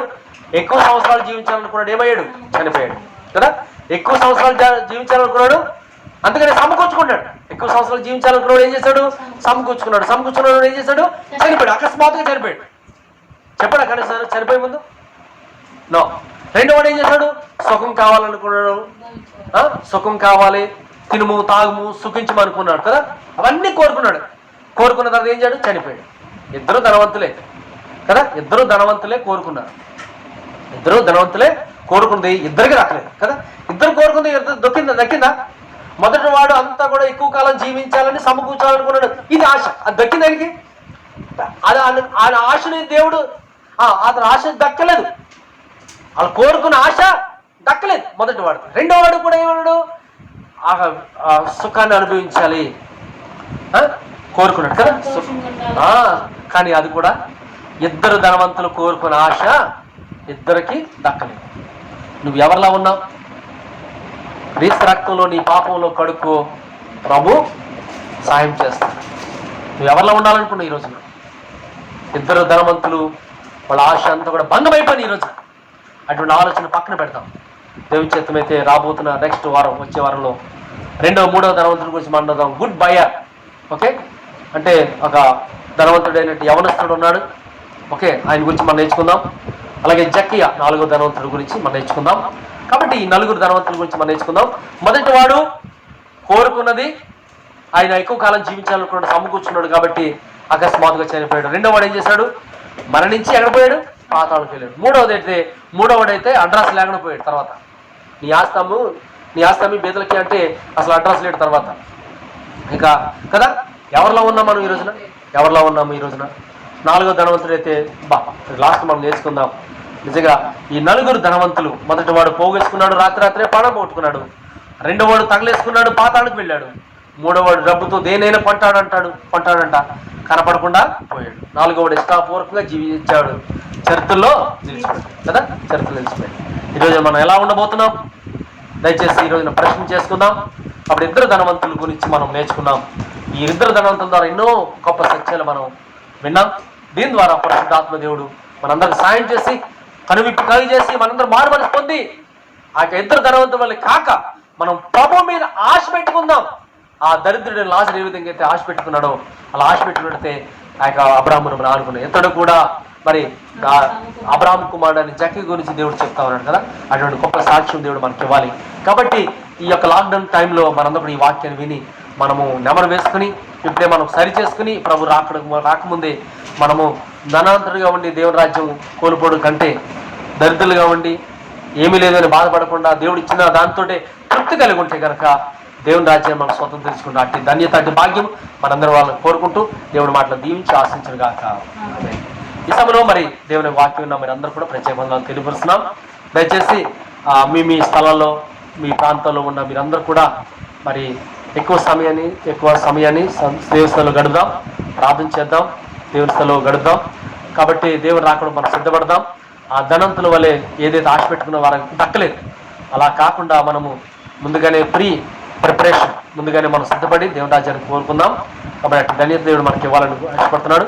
ఇప్పుడు ఈ వాక్యం అందరూ కూడా బహుగా దీవించాలని, దేవుడు ఆశ్రయించాలని కోరుకున్నాను. దేవుడు మాట దీవించిన కాక ఈ సమయంలో మరి దయచేసి చివరిగా ఒక ప్రత్యేకమైన పాట మరి మా కుటుంబంతో కలిసి పాడిన తర్వాత ఈ కార్యక్రమాన్ని ముగించుకుందాం. ఈ సమయంలో దయచేసి ముందుకు వచ్చినట్టయితే పాస్టర్ గారి పిల్లలు వచ్చి అక్కడ పాట పాడి దేవుని మహింపరుస్తారు.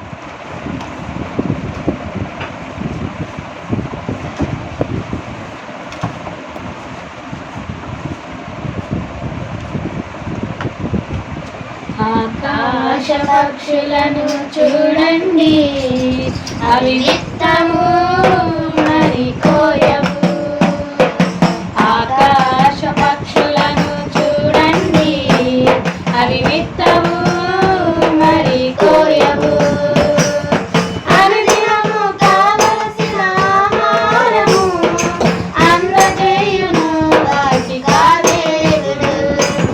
అనుదినము కావలసిన ఆహారము అందజేయును వాటికి దేవుడు. కలిసి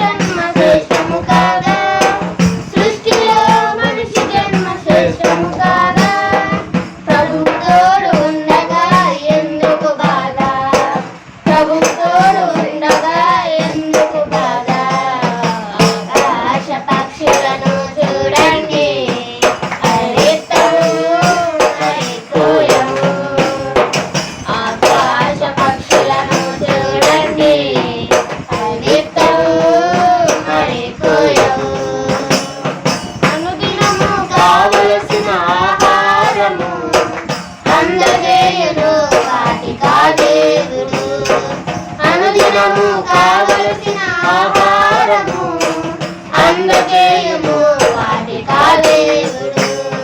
కలిసి కట్టుగా నీ ఎగిరిపోతాయి, కలిసి కట్టుగా నీ ఎగిరిపోతాయి. కడుపు నింపుకొని మరల తిరిగి వస్తాయి, కడుపు నింపుకొని మరల తిరిగి వస్తాయి.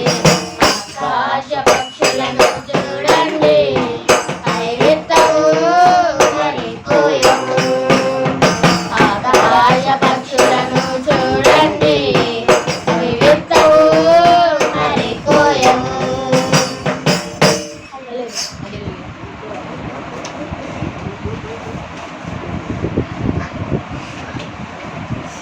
దేవునికి మహిమ కలుగాక. ఈ సమయంలో ఇంతవరకు మరి చక్కటి పాట ద్వారా ప్రభుని మహిమపరిచినందుకు దేవునికి వందనాలు తెలియపరుస్తున్నాం. మరి ఈ సమయంలో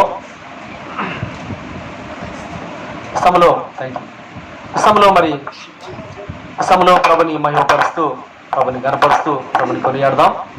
ఇంతవరకు చేసిన దేవుడు చేసిన మేలుని బట్టి, ఉపకారాలను బట్టి, మేలు బట్టి వందనాలు, మీ స్తోత్రాలు చెల్లిస్తున్నాం.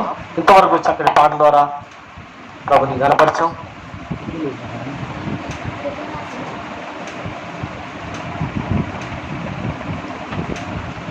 ఇంతవరకు మరి చక్కటి పాటల ద్వారా ప్రభుని గణపరచబడింది. అందుని బట్టి దేవుని మహిమ కలుగాక. మరి మీరందరూ కూడా ఈ యొక్క లైవ్ ద్వారా ఎవరైతే వీక్షించారో వారందరూ కూడా ఈ వాక్యం విని అందరూ కూడా బహుగా దీవించబడాలని మనం చేస్తున్నాం. వచ్చే వారం మళ్ళీ మిగిలిన ఇద్దరు ధనవంతుల గురించి మనము నేర్చుకుందాం. ఈ మొదటి ధనవంతులు ఇద్దరు కూడా మనం విన్నాం. తర్వాత మన జీవితాలు మనం సరి చేసుకుని ప్రభు కొరకు మనం జీవిద్దాం. ఈ సమయంలో మరి దయచేసి మా నాతో కూడా ఏకీపించి కళ్ళు మూసుకున్నట్లయితే మనం ప్రార్థించేద్దాం. కాబట్టి అందరూ కూడా కళ్ళు మూసుకుందాం, ప్రార్థన చేసుకుందాం. అందరూ కూడా దయచేసి ప్రార్థన చేసుకుందాం. పరిశుద్ధుడా, మహోన్నతుడా, మహిమగల రాజ్య, మీ ఘనమైన శ్రేష్టమైన నామను బట్టి మీకు వందనాలు, మీ స్తుతులు, మీకు స్తోత్రాలు చెల్లిస్తున్నాం. ఇంతవరకు ప్రభువా మీకు చేస్తున్న సహాయం బట్టి, మేలు బట్టి మీకు వందనాలు ప్రభువా. ఈ సమయంలో నన్ను మమ్మల్ని జ్ఞాపకం చేసుకోమని ప్రార్థన చేస్తున్నాం ప్రభువా. దేవా, మరి ఎవరైతే ఈ యొక్క వాక్యాన్ని విన్నారో వారందరినీ బహుగా దీవించి ఆశ్రయించండి ప్రభువా. వారి కుటుంబాలను ప్రభువా మీరు బహుగా దీవించమని ఆశీర్వదించమని ప్రార్థన చేస్తున్నాం. మీ మేలులతో నింపండి, మీ దీవులతో నింపమని ప్రార్థన చేస్తున్నాం ప్రభువా. కృప చూపించి దయ చూపించమని ప్రార్థన చేస్తున్నాం. ఇప్పుడు ఎంతోమంది ప్రభువా అనారోగ్యంతో, బలహీనతో, వ్యాధులతో, రోగాలతో బాధపడుతున్నారు. దయచేసి వారందరినీ కూడా మీరు ముట్టి సంపూర్ణ స్వస్థత దయచేయమని ప్రార్థన చేస్తున్నాం. మీకు అసాధ్యమైంది ఏమి లేదు ప్రభావ, సమస్తము సాధ్యము తండ్రి. అలాగే ఈ కరోనా వైరస్ వల్ల అనేక మంది ప్రభావ మరి క్వారంటైన్లో ప్రభావ ట్రీట్మెంట్ క్వారంటైన్లో ఉన్నారు. వారందరూ కూడా క్షేమంగా నడిపించమని ప్లాన్ చేస్తున్నాం. ఎవరైతే ప్రభు ఈ యొక్క ఎఫెక్ట్ అయ్యారో ప్రభావం వారి యొక్క బాధితులందరూ కూడా త్వరగా కోలుకుని ప్రభావం రక్షించుకుని త్వరగా స్వస్థపరిచి మమ్మల్ని నడిపించమని ప్లాన్ చేస్తున్నాం ప్రభావ. మరి యేసునామములో ఈ వైరస్ అంతా కూడా తొలగిపోవును గాక. మళ్ళీ మేము సమాజముగా కూడా మిమ్మల్ని స్తుతించే భాగ్యం దయచేయండి ప్రభావ. విన్న మాటలు ఈరుగడ్డ ఫలమిచ్చేయండి ప్రభావ. ఎవరైతే ప్రపంచవ్యాప్తంగా ఈ మాటలు వింటున్నారో వారందరూ బహుగా దీవించి ఆశించండి ప్రభావ.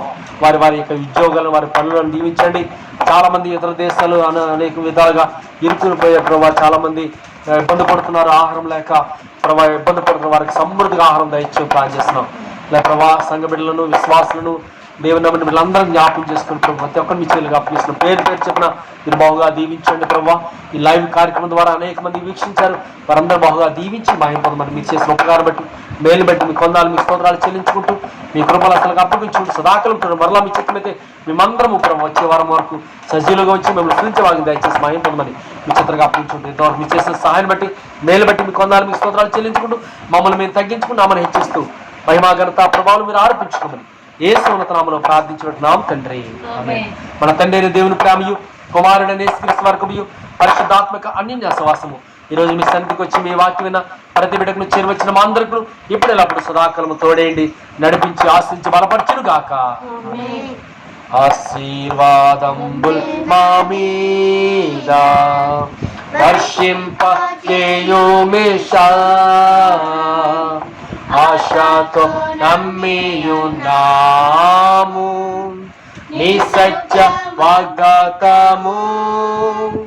ఈ మాహి మీద కుమారించుము దేవా, క్రమ్మర ప్రేమ వర్షాము కుమారించుము దేవా.